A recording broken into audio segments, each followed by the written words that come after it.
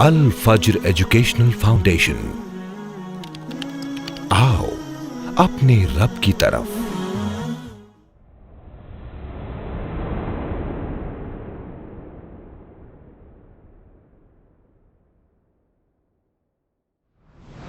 اللہ کے نبی نے فرمایا ہر امت کا ایک فتنہ ہوتا ہے، میری امت کا فتنہ کیا ہے؟ مال۔ نماز کا حکم قرآن میں آیا ہے نا، پر نماز کی تفصیلات آپ کو حدیث میں ملتی ہے۔ حج کا حکم بھی قرآن میں دیا، پر حج کیسے کرنا ہے اس کے مناسک اور ارکان کی تفصیل آپ کو حدیث میں ملتی ہے۔ روزہ رکھنے کا حکم قرآن میں دیا، پر روزہ رکھنے کے احکام حدیثوں میں بیان ہوئے۔ پر زکوٰۃ اور وراثت، یہ دو احکام کن کو تقسیم کیے جائیں گے، کیسے تقسیم کیے جائیں گے، اس کا ڈیٹیل کے ساتھ اللہ نے بیان قرآن میں کر دیا، تاکہ ہر مسلمان کو اس مسئلے میں آگاہی رہے۔ آپ اگر نماز سنت کے مطابق پڑھتے ہیں تو وراثت کی تقسیم بھی شریعت اور سنت کے مطابق کیجیے۔ باپ کی جائیداد میں بیٹی کا حصہ ہے تو بیٹی اگر اپنا حصہ مانگ لے تو اس میں اس کو شرمانا نہیں چاہیے، نہ دینے والے اس پر اعتراض کر سکتے ہیں کہ تم کیوں مانگ رہی ہو۔ بہت سارے بیٹے اپنے باپ سے کہتے ہیں میرا جو حصہ بنتا ہے مجھے زندگی میں دے دو۔ باپ کی زندگی میں بیٹے کا کوئی حصہ نہیں بنتا۔ 1/3 مال سے زیادہ کی وصیت نہیں کر سکتے۔ وصیت صرف غیر وارث کے حق میں ہوتی ہے، وارث کے حق میں وصیت نہیں کر سکتے۔ ہر وہ مال جو ایک بندہ چھوڑ کر کے جاتا ہے وہ سب کا سب کیا بن جاتا ہے؟ ترکہ بن جاتا ہے۔ اس کا چشمہ، اس کا موبائل، اس کا کپڑا، اس کی قلم، اس کا جوتا، حتیٰ کہ کوئی بسکٹ بھی اگر اس نے ایک منگایا تھا نا اپنی زندگی میں اور اس کی موت ہو گئی تو وہ بھی کوئی وارث اکیلے نہیں کھا سکتا کہ ابا کی وفات ہو گئی تو میں کھا لوں، وہ بھی جو ہے نا وارثین کی اجازت سے کھانا پڑے گا۔ یہ حساس معاملہ ہے۔ وراثت کی تو صورتحال یہ ہو گئی ہے 95% ہمارے معاشرے میں وراثت صحیح سے تقسیم نہیں ہو رہی، 95%۔ السلام علیکم ورحمۃ اللہ وبرکاتہ۔ الحمد للہ رب العالمین والصلاة والسلام علی نبینا محمد وعلی آلہ وصحبہ اجمعین ومن تبعہم بإحسان الی یوم الدین۔ اعوذ باللہ السمیع العلیم من الشیطان الرجیم من ہمزہ ونفخہ ونفثہ۔ بسم اللہ الرحمن الرحیم۔ وللرجال نصیب مما ترک الوالدان والاقربون وَلِلنِّسَاءِ نَصِيبٌ مِّمَّا تَرَكَ الْوَالِدَانِ وَالْأَقْرَبُونَ مِمَّا قَلَّ مِنْهُ أَوْ كَثُرَ نَصِيبًا مَّفْرُوضًا۔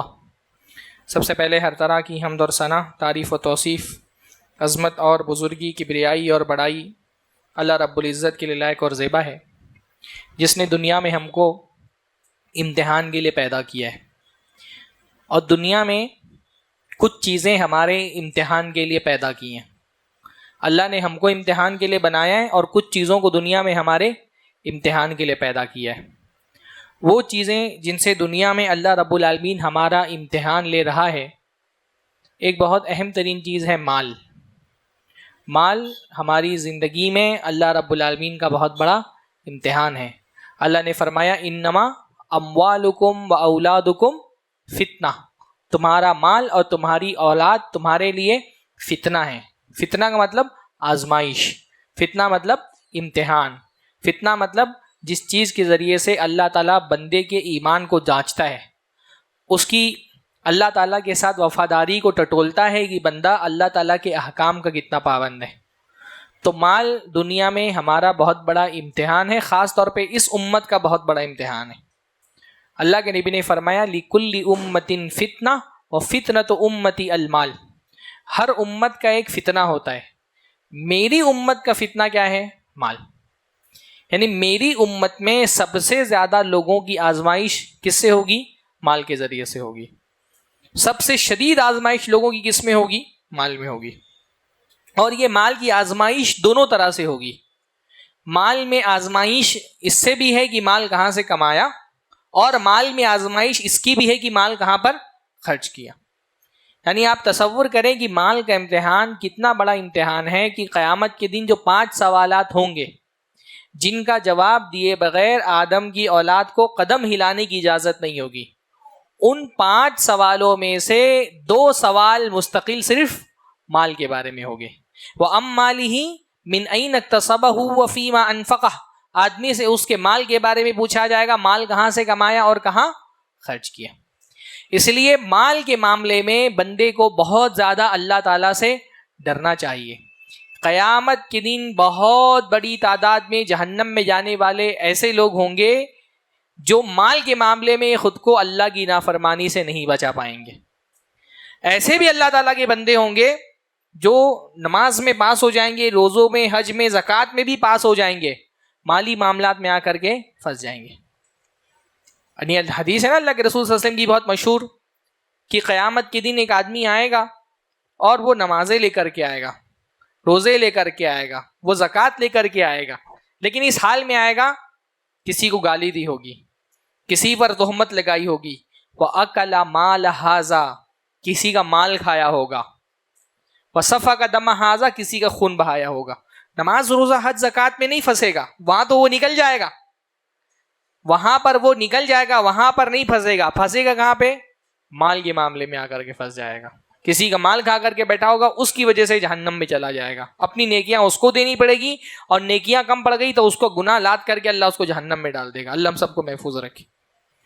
اس لیے شریعت نے مال کے معاملے میں, خاص طور پہ مال کس کو دینا ہے, اس معاملے میں شریعت نے اس کو بہت سینسیٹیو رکھا ہے, اور خاص طور پہ مال کس کو ملنا چاہیے مختلف حوالوں سے, اس کا بیان اللہ تعالیٰ نے قرآن مجید میں ہی کر دیا ہے.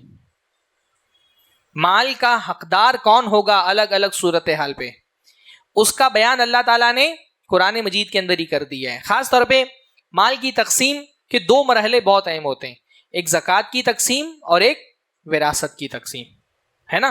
زکوٰۃ میں کس کو دیا جائے گا مال, اور وراثت میں مال کس کو دیا جائے گا. اسلام کا جو اکانومی کا نظام ہے, جو اس کا نظام معیشت ہے, ہمارا دین الحمدللہ صرف عبادتیں ہم کو نہیں بتاتا, ہمارے دین نے ہم کو ایک پورا اکانومی کا ایک سسٹم دیا ہے, ایک معاشی نظام دیا ہے, اور اس اکانومی کے سسٹم کی دو بہت مضبوط بنیادیں ہیں, ایک زکوٰۃ اور ایک وراثت.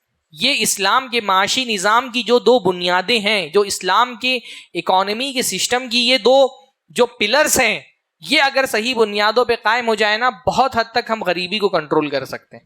زکوٰۃ کی تقسیم صحیح ہونے لگے اور وراثت کی تقسیم صحیح ہونے لگے. شریعت بھی یہی چاہتی ہے, اس لیے قرآن مجید میں زکوٰۃ کن کو ملے گی اس کا بھی بہت ڈیٹیل سے بیان قرآن میں ہی آ گیا ہے, اور وراثت کس کو دی جائے گی اس کا بھی بہت ڈیٹیل سے بیان قرآن ہی میں آ گیا ہے نا. بھئی زکوٰۃ کی تقسیم کا بیان کس صورت میں ہے؟ سورہ توبہ میں. سورہ توبہ میں اللہ نے وہ 8 لوگوں کو بیان کر دیا جن کو زکوٰۃ میں حصہ ملنے والا ہے. اور وراثت کی تقسیم کا بیان کس صورت میں؟ سورہ نساء میں. بہت ڈیٹیل سے 2, 3, 4 آیتوں میں اللہ تعالیٰ نے بتا دیا کس کو وراثت میں حصہ ملے گا. قرآن میں کیوں بتایا؟ جیسے نماز کا حکم بھی تو قرآن میں آیا ہے نا, پر نماز کی تفصیلات آپ کو حدیث میں ملتی ہے. زکوٰۃ اللہ تعالیٰ نے, حج کا حکم بھی قرآن میں دیا, پر حج کیسے کرنا ہے اس کے مناسک اور ارکان کی تفصیل آپ کو حدیث میں ملتی ہے. روزہ رکھنے کا حکم قرآن میں دیا, پر روزہ رکھنے کے احکام حدیثوں میں بیان ہوئے. پر زکوٰۃ اور وراثت یہ دو احکام کن کو تقسیم کیے جائیں گے, کیسے تقسیم کیے جائیں گے, اس کا ڈیٹیل کے ساتھ اللہ نے بیان قرآن میں کر دیا. کیوں؟ تاکہ ہر مسلمان کو اس مسئلے میں آگاہی رہے. بھئی مسلمان سے یہ توقع نہیں کی جا سکتی نا کہ زندگی میں ایک مرتبہ بھی قرآن سمجھ کے نہیں پڑھا, تو ایک مرتبہ بھی قرآن سمجھ کر کے پڑھے گا تو کم سے کم یہ دو احکام تو اس کو اچھے سے پتہ چل جائیں گے کہ زکوٰۃ کہاں دینا ہے, وراثت کہاں دینا ہے. یہ دو احکام اگر صحیح سے اپلائی کر دیے جائیں, جیسا شریعت کا مزاج ہے, جو شریعت کے تقاضے ہیں, تو بہت حد تک غربت پہ کنٹرول کیا جا سکتا ہے. پر افسوس کے ساتھ یہ کہنا پڑتا ہے کہ یہ دونوں جو اسلام کے احکام میں اسلام کا نظام ہے, نظام زکوٰۃ اور نظام وراثت, یہ دونوں نظام ہمارے معاشرے میں کرپٹ ہو چکے ہیں. نہ زکوٰۃ صحیح ہاتھوں میں جا رہی ہے, نہ وراثت صحیح طریقے سے تقسیم ہو رہی ہے, نہ زکوٰۃ کے معاملے میں عدل اور اعتدال واقعی بچا ہے. وراثت کی تو صورتحال یہ ہو گئی ہے, ہمارا تجزیہ اور مشاہدہ ہے وہ غلط بھی ہو سکتا ہے, لیکن 95% ہمارے معاشرے میں وراثت صحیح سے تقسیم نہیں ہو رہی. 95%. 5% اللہ تعالیٰ کے بندے ہیں جو علم والے ہیں, جو علماء سے صحبت رکھتے ہیں, تو وہ علماء کے ساتھ بیٹھ کر کے صحیح سے تقسیم کر دیتے ہیں. ورنہ 95% یعنی شریعت تو اتنا زور دے رہی ہے کیونکہ حدیثوں کا علم ہر مسلمان کو نہیں ہوتا ہے, تو شریعت قرآن میں ہی بیان کر دے رہی ہے تاکہ ہر مسلمان اس سے واقف ہو جائے. لیکن صورتحال یہ ہے کہ عام مسلمان تو جانے دیں, اچھے خاصے پڑھے لکھے لوگ وراثت کے بیسک احکام سے واقف نہیں ہیں, بنیادی احکام سے. ایک تو واقف نہیں, وہ اپنے آپ میں مصیبت ہے. اس سے بڑی مصیبت یہ کہ تقسیم کے وقت کوئی عالم سے رابطہ بھی نہیں کرتے, اپنی مرضی سے جیسا مرضی میں آیا تقسیم کر دیا, تقسیم کیا نہیں کیا. جب معاملہ جب تک پھنس نہیں جائے تب تک علماء کی طرف رجوع نہیں ہوتا.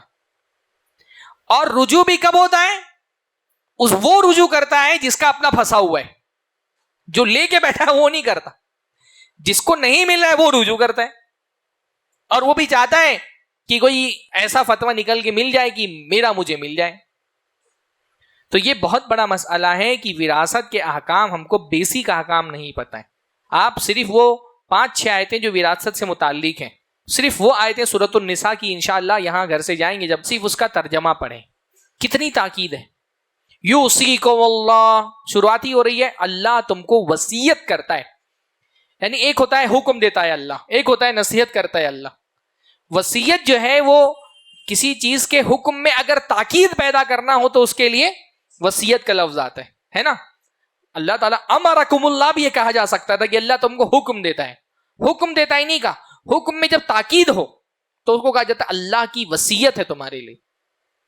پھر اللہ تعالیٰ آخر میں فرما رہے ہیں فریضۃ من اللہ, یہ حدیں اللہ تعالیٰ نے طے کی ہیں, اس کو اللہ نے فرض کیا ہے, یہ اللہ کی طرف سے عائد کیا گیا فریضہ ہے, اس کو اللہ نے واجب کیا ہے, یہ حصے اللہ تعالیٰ نے بنائے ہیں. آگے اللہ تعالیٰ ایک نہیں 2 مرتبہ غالباً فرماتے ہیں تلک حدود اللہ, یہ اللہ کی حدیں ہیں. پھر آگے فرما رہے ہیں وَمَن يُطِعِ اللَّهَ وَرَسُولَهُ, جو اللہ اس کے رسول کی اطاعت کرے گا. اور یہ بات کس پس منظر میں ہو رہی ہے؟ وراثت کی تقسیم کے پس منظر میں. اللہ اس کو ایسی جنات میں داخل فرمائے گا جس میں نہریں جاری ہوں گی, اور جو اللہ اس کے رسول کی نافرمانی کرے گا اللہ اس کو جہنم میں ڈال دے گا. یہ باتیں ہو رہی ہیں وراثت کے حوالے سے. ہماری صورتحال یہ ہے کہ ہم بتا رہا ہوں اتنا تک لوگوں کو نہیں پتا ہے کہ بھائی وارث کون کون بنتا ہے, کس کی وراثت میں کس کو حصہ ملتا ہے, یہ تک لوگوں کو نہیں پتا ہے. کیونکہ جب سوالات آتے ہیں اور یہ دیکھنے میں آتا ہے کہ بھائی بے دین آدمی کو تو چھوڑو, دیندار لوگ سوال کرتے ہیں تو سمجھ میں آتا ہے کہ اتنی بیسک معلومات بھی لوگوں کو نہیں ہے. ہاں مطلب ایک صاحب نے سوال کیا کہ میرے ابا کے انتقال پر تو ہم نے وراثت تقسیم کر دی, اب بہن اماں کی وراثت میں بھی حصہ مانگ رہی ہے, تو کیا اماں کی وراثت میں بھی اس کو حصہ دینا پڑے؟ اتنا نہیں پتا ہے کہ باپ کی طرح ماں کی بھی وراثت تقسیم ہوتی ہے. وارث میں کون کون وارث بنے گا کچھ نہیں پتا ہے, سب سماج پہ چھوڑ دیا ہے, سماج میں جیسا چلتا ہے ویسے ہی چلا رہے ہیں. وراثت ہمارے یہاں شریعت کے بجائے سماج کی روایات اور رسوم کے حساب سے تقسیم ہوتی ہے. یہ کوئی نہیں دیکھتا شریعت کا کیا حکم ہے, سماج میں ایسا بٹتا ہے ویسا ہی بانٹ دیتے ہیں. اور کوئی اللہ کا بندہ اگر اٹھ کر کے کہے کہ بھائی شریعت میں تو حصے ایسے تقسیم ہوتے ہیں, تو سامنے والا کہتا ہے بھائی ہم کو شریعت کا نہیں پتا, ہمارے یہاں تو ایسا ہی تقسیم ہوتا ہے. اگر کوئی آدمی کہے کہ شریعت میں ایسے تقسیم ہوتی ہے وراثت, تو آدمی کہتا ہے کہ ہمارے یہاں تو نہیں تقسیم ہوتا. کوئی آدمی کہے شریعت میں اللہ تعالیٰ نے بیٹیوں کا حصہ رکھا ہے, صاحب کہتے ہیں ہمارے یہاں تو نہیں ہوتا ہے, ہمارے یہاں تو نہیں دیا جاتا ہے. ہم نے اسلام کے مقابلے میں ایک دین بنا لیا ہے, اس دین کا نام کیا ہے؟ ہمارے یہاں. جب شریعت کا کوئی حکم پیش کیا جاتا ہے لوگ بولتے ہیں ہمارے یہاں نہیں چلتا. لوگوں سے کہا جائے وراثت میں بیٹیوں کو حصہ دو, کہیں گے ہمارے یہاں نہیں دیا جاتا. لوگوں سے کہا جائے بھائی برات مت لے کر کے جاؤ شادیوں میں, ہمارے یہاں لے کر کے جائی جاتی ہے. لوگوں سے کہا جائے جہیز مت لو, ہمارے یہاں تو لیا جاتا ہے. تو ہمارے یہاں کیا ایک دین بنا دیا ہے شریعت کے مقابلے میں, ہمارے یہاں تو چلتا ہے. تو مسلمان صرف نماز میں مسلمان نہیں ہوتا ہے. مسلمان جیسے نماز میں مسلمان ہے ویسے اس کو سماج میں بھی مسلمان ہونا چاہیے. تو وراثت کی تقسیم شریعت کے مطابق ہونی چاہیے. کل قیامت کی دن اللہ پوچھے گا نا وفی مالہ من این اکتسبہ, مال کہاں سے کمایا, اس میں صرف آپ کی تجارت کا حساب آپ کو نہیں دینا پڑے گا, وراثت کا بھی حساب دینا پڑے گا. کسی کا اگر 1 روپیہ بھی کھا کر کے بیٹھے ہیں نا اللہ تعالیٰ کے یہاں جواب دینا پڑے گا. یہ کوئی حلوہ نہیں ہے کھا کے بیٹھ جاؤ اللہ تعالیٰ کے یہاں سوال نہیں ہوگا. اللہ تعالیٰ نے فرمایا تلک حدود اللہ, یہ اللہ تعالیٰ کی حدیں ہیں. 1 روپیہ بھی اگر کسی کا غلط لیا ہے اللہ تعالیٰ کے یہاں اس کے لیے جواب دہی کرنی پڑے گی. ڈریے. اللہ نے فرمایا الذین یاکلون اموال الیتامی ظلما انما یاکلون فی بطونہم نارا, جنہوں نے یتیم کا مال ظالمانہ طریقے سے کھا لیا ہے وہ یہ نہ سمجھے کہ ہم نے مال کھایا ہے, وہ یہ سمجھے کہ ہم نے اپنے پیٹ میں جہنم کی آگ ڈالی ہے. یہ مال نہیں ہے دوسرے کا جو آپ نے وراثت میں ہڑپ لیا ہے, یہ کیا ہے؟ یہ جہنم کی آگ ہے. یہ کافروں کا رویہ اللہ نے بتایا ہے. وَتَأْكُلُونَ التُّرَاثَ أَكْلًا لَمًّا, تم دوسروں کی وراثت ہڑپ کر کے کھا جاتے ہو. مسلمان ایسا نہیں کرتا ہے. مسلمان 1 روپیے کے لیے ڈرا ہوا رہتا ہے اللہ تعالیٰ سے کہ کہیں کسی کا 1 روپیہ میرے پاس نہ آ جائے. اللہ کے نبی نے فرمایا کسی نے اگر کسی کی 1 بالشت زمین اگر ہڑپ لی ہے نا, ایک بالشت کس کو کہتے ہیں؟ بلس. ہاں، ایک بالشت زمین اگر کسی کی ہڑپ لی ہے تو یہ زمین نہیں ہے، یہ جہنم کا ٹکڑا ہے. جہنم کا ٹکڑا، یہ جہنم کا ٹکڑا ہے. اللہ رب العالمین قیامت کے دن کسی کی زمین ہڑپی ہے، اللہ 7 زمینوں کا طوق پہنائے گا گردن میں. تو پہلی بات یہ بھائی اس کو حلوہ نہیں سمجھے کہ کچھ بھی لے لیا کسی کا، جو مرضی میں آیا دے دیا، ایسا نہیں چلنے والا ہے. شریعت نے حدود طے کیے ہیں، باریکیاں بتائی ہیں. کیوں بتائی ہیں؟ تاکہ ان کی رعایت کی جائے. اور ہم اپنے آپ کو اہل حدیث کہتے ہیں، ہم اپنے آپ کو سلفی کہتے ہیں. تو سلفیت اور اہل حدیثیت صرف نماز میں رفع الیدین اور آمین بالجہر کا نام نہیں ہے. اہل حدیث نماز میں اہل حدیث ہوتا ہے تو اہل حدیث سماج میں بھی اہل حدیث ہوتا ہے. آپ اگر نماز سنت کے مطابق پڑھتے ہیں تو وراثت کی تقسیم بھی شریعت اور سنت کے مطابق کیجیے. جو نبی صلی اللہ علیہ وسلم نے طریقہ بتایا ہے سیکھیے اس کو. جیسے نماز سیکھتے ہیں نا، ماشاءاللہ نماز پڑھنی ہوتی ہے تو نماز سیکھتے ہیں، روزہ رکھنا ہوتا ہے تو اس کے احکام سیکھتے ہیں، حج کرنے جاتے ہیں تو حج ٹریننگ کیمپ میں جاتے ہیں. تو وراثت کی تقسیم بھی سیکھیے، علماء کے ساتھ بیٹھیے، بیسک مسائل کم سے کم سیکھیے جن کا تعلق آپ کی اپنی ذات سے. جو قرآن مجید میں اتنی ڈیٹیل سے وراثت کے احکام بیان ہوئے نا، اس کی وجہ یہ بھی ہے کہ بھئی نماز کا تعلق تو ہر فرد اور ہر طبقے سے نہیں ہوتا ہے. بچہ ہے چھوٹا، ابھی وہ بالغ نہیں ہوا، تو جب تک بالغ نہیں ہوتا ہے تب تک اس کا نماز سے کوئی تعلق نہیں. پر وراثت کا تعلق تو ماں کے پیٹ میں جب بچہ ہے نا، وہیں سے وراثت کا تعلق شروع ہو جاتا ہے. بچہ ماں کے پیٹ میں ہے، باپ کا انتقال ہو گیا، تو ماں کے پیٹ میں جو بچہ ہے نا اس کا بھی وراثت میں حق ہے. اس کا تعلق عورت سے بھی ہے، مرد سے بھی ہے. پاگل آدمی ہے، اس کو نماز نہیں پڑھنی، نماز سے متعلق احکام اس پہ لاگو نہیں ہوتے. پر وراثت میں تو ایک پاگل آدمی کو بھی حصہ ملے گا، مجنوں کو بھی حصہ ملے گا. وراثت میں اندھے بہرے لولے لنگڑے سب کو حصہ ملے گا. مرد کا حصہ ہے، عورت کا حصہ ہے. وہ آدمی جو مرد اور عورت کی بیچ والی صنف میں ہے، مخنث، اس کے بھی احکام وراثت سے متعلق. وراثت کا مسئلہ ایک ایسا مسئلہ ہے جس کا تعلق معاشرے کے ہر طبقے سے ہے. اس لیے کم سے کم وراثت کے بیسک احکام ہم کو پتہ ہونی چاہیے. کچھ مسائل میں نے جمع کیے ہیں جو اپنے تجربات اور مشاہدے کی روشنی میں کی تقریباً یہ 35 غلطیاں جو عام طور پہ وراثت کی تقسیم کے وقت ہوتی ہے. میں ایک ایک کر کے انشاءاللہ تعالی یہ غلطیاں آپ لوگوں کے سامنے رکھوں گا. یہ موضوع جیسا کہ شیخ نے بھی بتایا ذرا سا سینسیٹیو موضوع ہے، تھوڑا سا ایک اس کے لیے ایک توجہ درکار ہے. توجہ تھوڑی سی بھی ہٹے گی تو شاید مسائل آپ کے سمجھ میں نہیں آئے. تو باقی پورا وراثت کا علم سمجھانا تو بہت مشکل چیز ہے. ہمارے معاشرے میں عام طور پہ جو غلطیاں ہوتی ہیں وراثت کی تقسیم کے حوالے سے، ان غلطیوں کی نشاندہی میں کر رہا ہوں تاکہ اب مجھے نہیں پتا کہ ہو سکتا ہے اس میں سے کچھ غلطیاں آپ کے معاشرے میں نہ ہوتی ہوں. عام طور پہ وراثت کے معاملے میں ہندوستان میں ہر جگہ کی صورتحال ایک جیسی ہے. تو اس کو آپ نوٹ کر لیں، اپنے ذہن میں رکھیں، اور خود کوئی وراثت کی تقسیم کا مرحلہ ہو یا کسی اور کی وراثت تقسیم ہو رہی ہو تو ان غلطیوں پر جو ہے نا توجہ رکھیں. سب سے پہلی غلطی جو وراثت کی تقسیم میں ہوتی ہے وہ ہے کہ ٹائم پر وراثت تقسیم نہیں ہوتی، وقت پر وراثت تقسیم نہیں ہوتی. وقت گزر جانے کے بعد وراثت تقسیم کرتے ہیں لوگ. مطلب کیا ہے؟ وراثت کب تقسیم کرنا چاہیے؟ ایک آدمی کی موت ہو گئی، بھائی ظاہر سی بات ہے ادھر موت ہوئی ادھر سے تو وراثت فوراً تقسیم نہیں ہوگی، ہے نا. ابھی غم کا ماحول ہے، ابھی لوگ پریشانی میں مبتلا ہیں، تو ابھی آدمی کی موت ہو گئی ہے تو اس کی تجہیز و تکفین ہو جائے، قرض وغیرہ اس کا ادا ہو جائے، وصیت اس کی ادا کر دیں. 1 ہفتہ بعد، 2 ہفتہ بعد، 1 مہینے کے بعد، ہے نا. اب تو سب نارمل ہو گئے، اب اپنے کام میں مصروفیات میں 1 مہینہ، چلو 2 مہینہ ہو گیا. اب کیا کرنا چاہیے؟ اب وراثت کی تقسیم کا آغاز کرنا چاہیے. یعنی جب سب چیز نارمل ہو جائے، غم لوگوں کا ہلکا ہو جائے، تو اس پر بات شروع کرنی چاہیے کہ بھئی وراثت میں میت نے کیا کیا چھوڑا ہے اور اس کے کون کون سے وارثین موجود ہیں اور جو وراثت ہے وہ کیسے تقسیم کی جائے. وقت پر وراثت تقسیم کرنی چاہیے. وقت پر وراثت تقسیم نہیں کرنے کا نقصان کیا ہوتا ہے؟ بہت سارے لوگوں کے حقوق وراثت میں مارے جاتے ہیں.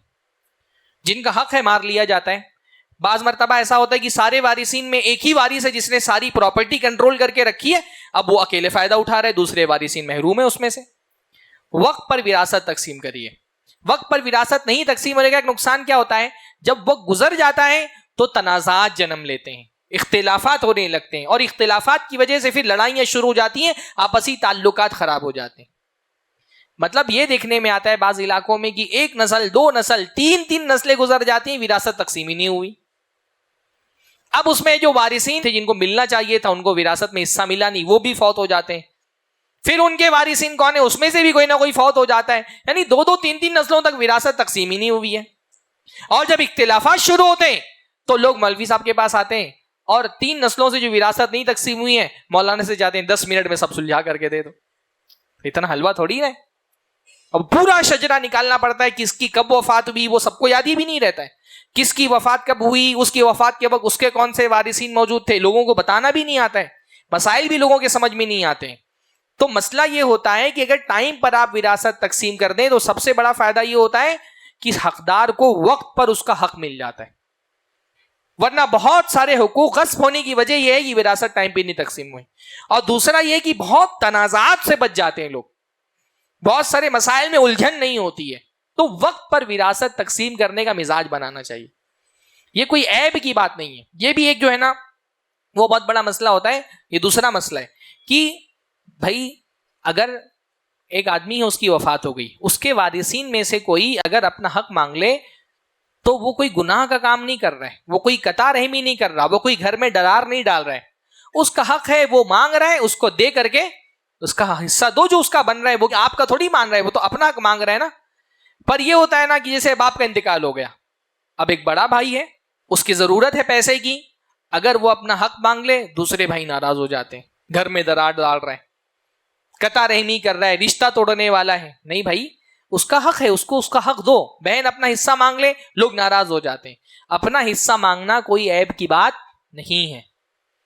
بہن ہے, اس کا جائیداد میں حصہ ہے, یعنی باپ کے جائیداد میں بیٹی کا حصہ ہے, تو بیٹی اگر اپنا حصہ مانگ لے تو اس میں اس کو شرمانا نہیں چاہیے. نہ دینے والے اس پر اعتراض کر سکتے ہیں کہ تم کیوں مانگ رہی ہو. حضرت فاطمہ رضی اللہ تعالی عنہا, ان کی یہ سمجھ تھی کہ اللہ کے نبی صلی اللہ علیہ وسلم کی جو جائیداد ہے اس میں میرا حصہ ہے. تو وہ حضرت ابو بکر کے پاس آئیں اور حضرت ابو بکر سے اپنا حصہ مانگا کہ فدق کے باغ میں میرے والد کا باغ تھا فدق, اور اس میں میرا حصہ بنتا ہے بطور وارث, تو مجھے حصہ دیجیے. حضرت ابو بکر نے اور دوسرے صحابہ نے اللہ کے نبی صلی اللہ علیہ وسلم کی وہ حدیث پیش کی کہ اللہ کے نبی نے فرمایا, نحن معاشر الانبیاء لا نورث ما ترکنا صدقہ, ہم انبیاء کی جماعت کسی کو اپنا وارث نہیں بناتے, ہم جو بھی چھوڑ دیتے ہیں وہ صدقہ ہو جاتا ہے. حدیث سنائی, اس کے بعد حضرت فاطمہ نے کبھی اس کا مطالبہ نہیں کیا, اور حضرت ابو بکر نے اکیلے ایسا نہیں کہ حضرت فاطمہ کو محروم کر دیا, اپنی بیٹی کو بھی نہیں دیا نا. حضرت عائشہ حضرت ابو بکر کی بیٹی تھی, اللہ کے نبی صلی اللہ علیہ وسلم کی بیوی تھی, حصہ تو ان کا بھی بن رہا تھا. جیسے شیعہ حضرات اس کو بہت پیش کرتے ہیں کہ حضرت فاطمہ کو حضرت ابو بکر نے محروم کر دیا. لیکن بھائی حضرت فاطمہ کو کیسے محروم کر دیا؟ حضرت فاطمہ کے ساتھ حضرت عائشہ کو بھی تو نہیں دیا. اور اکیلے حضرت ابو بکر نے کیا محروم کیا؟ حضرت علی جب خلیفہ بنے تو انہوں نے بھی حضرت فاطمہ کا حصہ نہیں نکالا. اگر حضرت فاطمہ کی وفات ہو گئی تھی تو حضرت حسن کا, حضرت حسین کا, حضرت علی کا حصہ بنتا تھا. اگر وہ یہ سمجھتے ہی حضرت فاطمہ کا اس میں حصہ ہے تو وہ تقسیم کرتے اس میں, پر وہ نہیں دیا. کہنے کی بات یہ کہ حضرت فاطمہ کو جب لگا کہ میرا حصہ ہے تو انہوں نے مانگا نا. اپنا حصے مانگنے میں شرمانا نہیں چاہیے, اور کوئی اگر اپنا حصہ مانگ رہا ہے آپ اس پر تان و تشنی نہیں کر سکتے. بھائی ہے, بہن ہے, بیٹا ہے, بیٹی ہے, بیوی ہے, شوہر ہے, اگر وہ اپنا حصہ مانگ رہے اس کو اس کا حصہ دینا چاہیے. 2 باتیں ہو گئی. تیسری بات, بعض مرتبہ میں نے بتایا کہ ٹائم کے بہت بعد تقسیم کی جاتی وراثت. بعض مرتبہ یہ غلطی ہوتی ہے ٹائم سے پہلے تقسیم کر دیتے ہیں. ٹائم سے پہلے کا مطلب, وراثت میں ایک غلطی یہ بھی بہت عام ہے کہ وراثت تقسیم کرنے کا ٹائم ہوا نہیں, ٹائم سے پہلے وراثت تقسیم کر دیتے ہیں. وراثت تقسیم کرنے کا ٹائم کہاں سے شروع ہوتا ہے؟ جہاں سے موت ہوتی ہے, موت کے بعد اس نے جو ترکہ چھوڑا ہے وہ وراثت میں تقسیم ہوگا نا, کیونکہ وراثت میں ترکہ تقسیم ہوتا ہے. نہیں سمجھ رہے بھائی؟ وراثت کی تقسیم کہاں سے شروع ہوتی ہے؟ انسان کی موت کے بعد نا. بہت سارے لوگ زندگی میں ہی وراثت تقسیم کر دیتے ہیں, بلکہ بہت سارے بیٹے اپنے باپ سے کہتے ہیں میرا جو حصہ بنتا ہے مجھے زندگی میں دے دو. باپ کی زندگی میں بیٹے کا کوئی حصہ نہیں بنتا.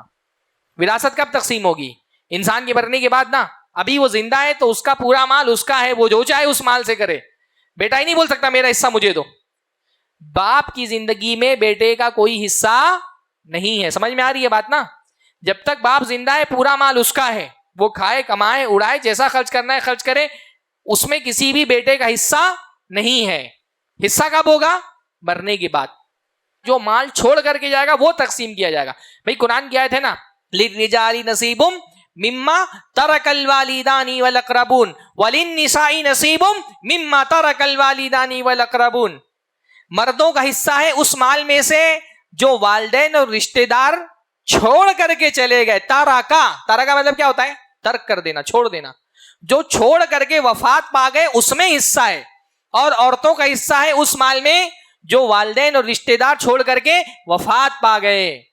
تو جب ابھی وفات ہی نہیں ہوئی ہے باپ کی، ماں کی، تو جائیداد میں حصہ کہاں سے بن گیا بھائی؟ ہاں، لڑکے بڑے غرور سے بولتے ہیں میرا حصہ مجھے دو. اچھا، بعض لوگ بولتے ہیں میں ابا کی کمائی میں نہیں مانگ رہا، دادا کی پراپرٹی میں جو میرا حصہ بن رہا ہے وہ دو. دادا کی پراپرٹی بھی جو ابا کو ملی ہے اس میں بھی بیٹے کا کوئی حصہ نہیں ہے. وہ باپ کی موت کے بعد بیٹے کا حصہ بنے گا. اسی لیے تو جو جائیداد کا مال ہوتا ہے اس کو عربی میں کیا کہا جاتا ہے؟ ترکہ. ترکہ مطلب چھوڑا ہوا مال، یہ چھوڑ کر کے گئے. زندگی میں وہ کیسے تقسیم ہوگا بھائی؟ اس بات کا تو بہت کچھ امکان ہے کہ اس بیٹے کو جو حصہ مانگ رہا ہے اس کی موت باپ سے پہلے ہی ہو جائے. ہو سکتا ہے کہ نہیں؟ اور اگر باپ سے پہلے بیٹی کی موت ہو گئی تو اس کا تو کوئی حصہ بنے گا ہی نہیں، کیونکہ حصہ جو ہے وہ مردہ کے مال میں زندہ کا لگتا ہے، مردے کے مال میں مردے کا حصہ نہیں لگتا. سمجھ رہے ہیں؟ مرنے کے بعد جو وارثین زندہ ہوتے ہیں ان کو حصہ دیا جاتا ہے.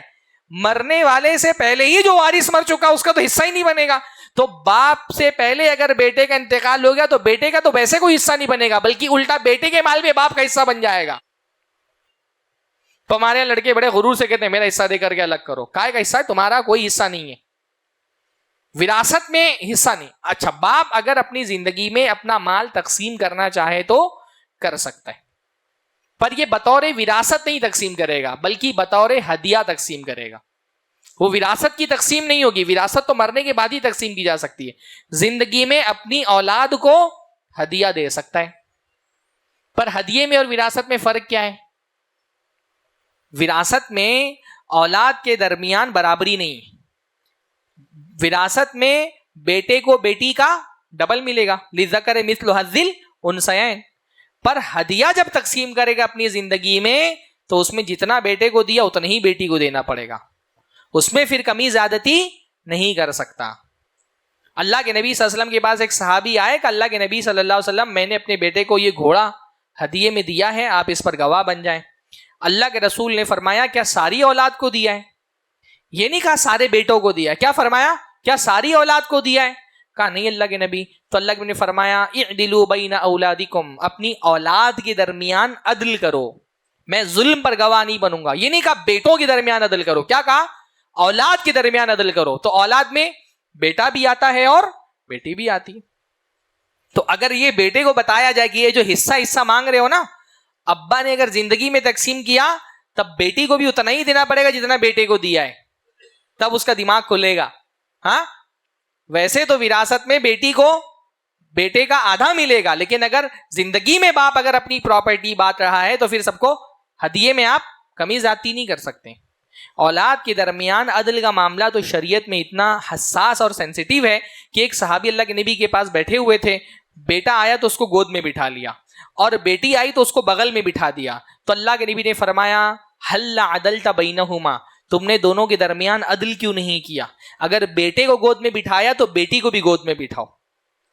تو ہدیے کی تقسیم میں کیسے ہو سکتا ہے کہ بیٹے کو زیادہ دے دو بیٹی کو مت دو یا کم دے دو؟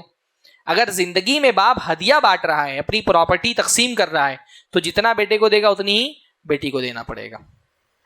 تو کچھ لوگ وقت سے پہلے ہی تقسیم کر دیتے ہیں، یہ جائز تو ہے پر یہ وراثت نہیں ہے، یہ کیا ہے؟ ہدیہ ہے. چوتھی چیز، ہمارے معاشرے میں یہ بڑی گڑبڑ ہوتی ہے اور اس کی اصلاح کی بہت ضرورت ہے. کیسا ہوتا ہے؟ ایک آدمی کا کاروبار ہے، اب وہ اپنے بڑے بیٹے کو کاروبار میں اپنے ساتھ شریک کر لیتا ہے، لگا لیتا ہے کاروبار میں.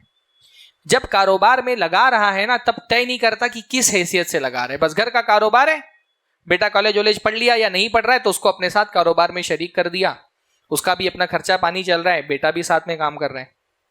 اب بیٹے کو بتایا نہیں کہ یہ کس حیثیت سے اپنے ساتھ لگا رہا ہے. بیٹا کام کر رہا ہے ابا کے ساتھ، 20 سال کی عمر میں لگا، اب بیٹا ہو گیا 40 سال کا. ہاں، بیٹا 40 سال کا ہو گیا، 50 سال کا ہو گیا، ابا کا انتقال ہو گیا. اس نے پوری زندگی ابا کے ساتھ کاروبار میں لگا دی، اپنا کچھ بھی الگ نہیں کیا.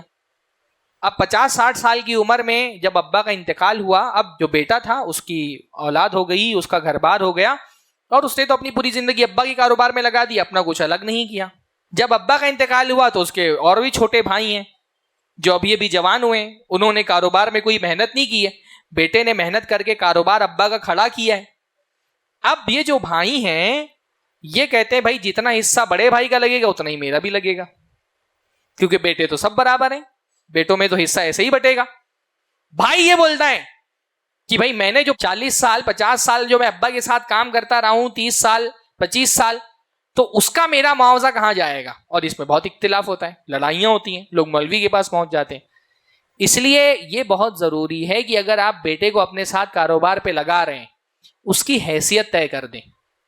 کیا کیا حیثیت ہو سکتی ہے بھائی؟ یا تو آپ یہ بول دیں کہ یہ امپلائی ہے میرا، جیسے بہت سارے کام کرنے والے امپلائی ہوتے ہیں، یہ امپلائی ہے تو اس کی ایک سیلری فکس کر دیں کہ تمہاری سیلری ہے.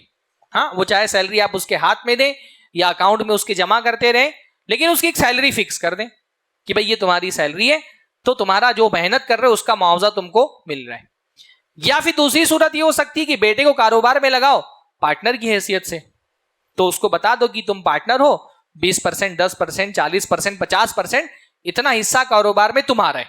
تو جب آپ یہ طے کر دیں گے نا، پھر اس کے بعد جب آپ کی وفات ہوگی تو کم سے کم اس کو پتا ہوگا کہ اس کاروبار میں میرا حصہ کتنا ہے. یا تو اس کو اس کا حق مل چکا ہوگا تو وہ ایکسٹرا کا مطالبہ نہیں کرے گا، یا پھر یہ کہ اس کا حق اس کے اندر موجود ہوگا تو سب کو پتا ہوگا کہ بھائی اتنا حصہ بھائی کا الگ ہے، تو اختلافات نہیں ہوں گے. اب جو صورتحال ہوتی ہے کہ لڑکے کو لگا لیا ہے، کوئی اس کی حیثیت نہیں پتا ہے، وہ ہے بحیثیت جو ہے وہ امپلائی کے کام کر رہا ہے یا بحیثیت پارٹنر کے کام کر رہا ہے آپ کے ساتھ میں، اور جب اختلاف ہوتا ہے تو ظاہر سی بات ہے اس کی بھی بات اپنی جگہ پہ درست ہے کہ میں نے اگر 25 سال 30 سال 40 سال لگائے ہیں ابا کے کاروبار میں تو میرا کچھ معاوضہ تو بنتا ہی ہے، میرا کچھ نہ کچھ حق تو ایکسٹرا بنتا ہے. دوسرے بھائی ابھی کالج سے نکلے، انہوں نے کاروبار کھڑا کرنے میں کوئی تعاون نہیں کیا اور وہ بھی برابر کا حصہ مانگ رہے ہیں. تو یہ اختلافات آگے نہیں ہوں، اس کا حل کیا ہے کہ آپ جب ہی بیٹے کو کاروبار میں شریک کریں اس کا ایک حق طے کر دیں. یا ایک سے زائد بیٹے اگر کاروبار میں ہیں تو سب کا یہ طے ہونا چاہیے کہ بھئی یا تو ان کی سیلری ہے جو جا رہی ہے ان کو، یا پھر کاروبار میں اتنے % کے یہ شراکت دار ہیں، پارٹنر ہیں، تو کاروبار میں اتنا % حصہ ان کا ہے. تو یہ ایک بہت مسئلہ ہوتا ہے. 5ویں چیز کیا ہوتی ہے؟ وراثت سے پہلے کچھ احکام ہیں، ان احکام کی رعایت نہیں کی جاتی. وراثت تقسیم کرنے سے پہلے بھی کچھ احکام ہیں. کسی انسان کی وفات کے بعد جو اس نے مال چھوڑا ہے، اس مال میں سب سے پہلے کیا کرنا چاہیے؟ اس بندے کی تجہیز و تکفین کا انتظام کریں گے آپ. اس کے کفن میں، اس کے تدفین میں جو پیسہ لگ رہا ہے وہ پیسہ صحیح طریقہ یہی ہے کہ اس کے مال سے لیا جائے، ہے نا.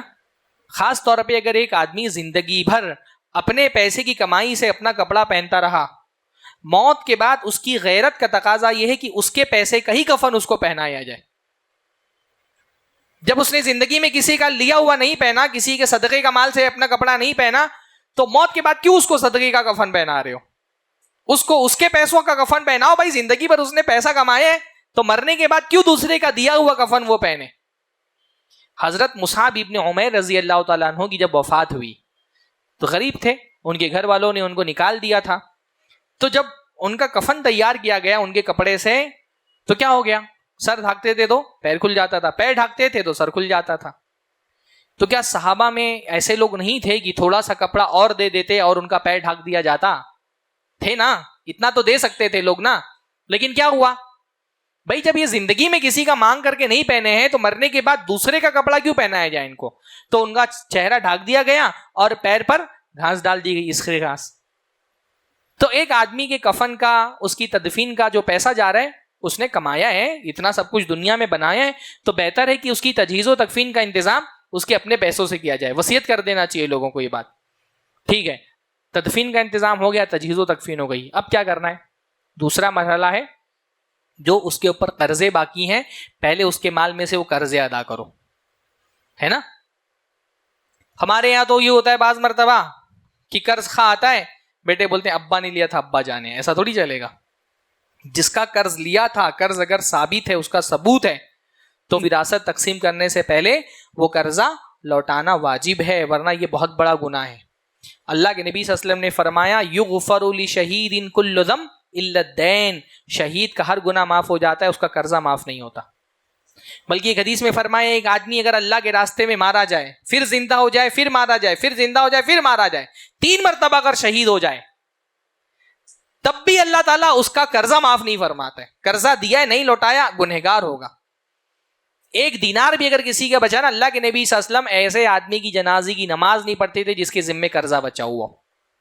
تو پہلے کیا کرنا پڑے گا؟ اس کے مال میں سے اس کا قرضہ لوٹایا جائے.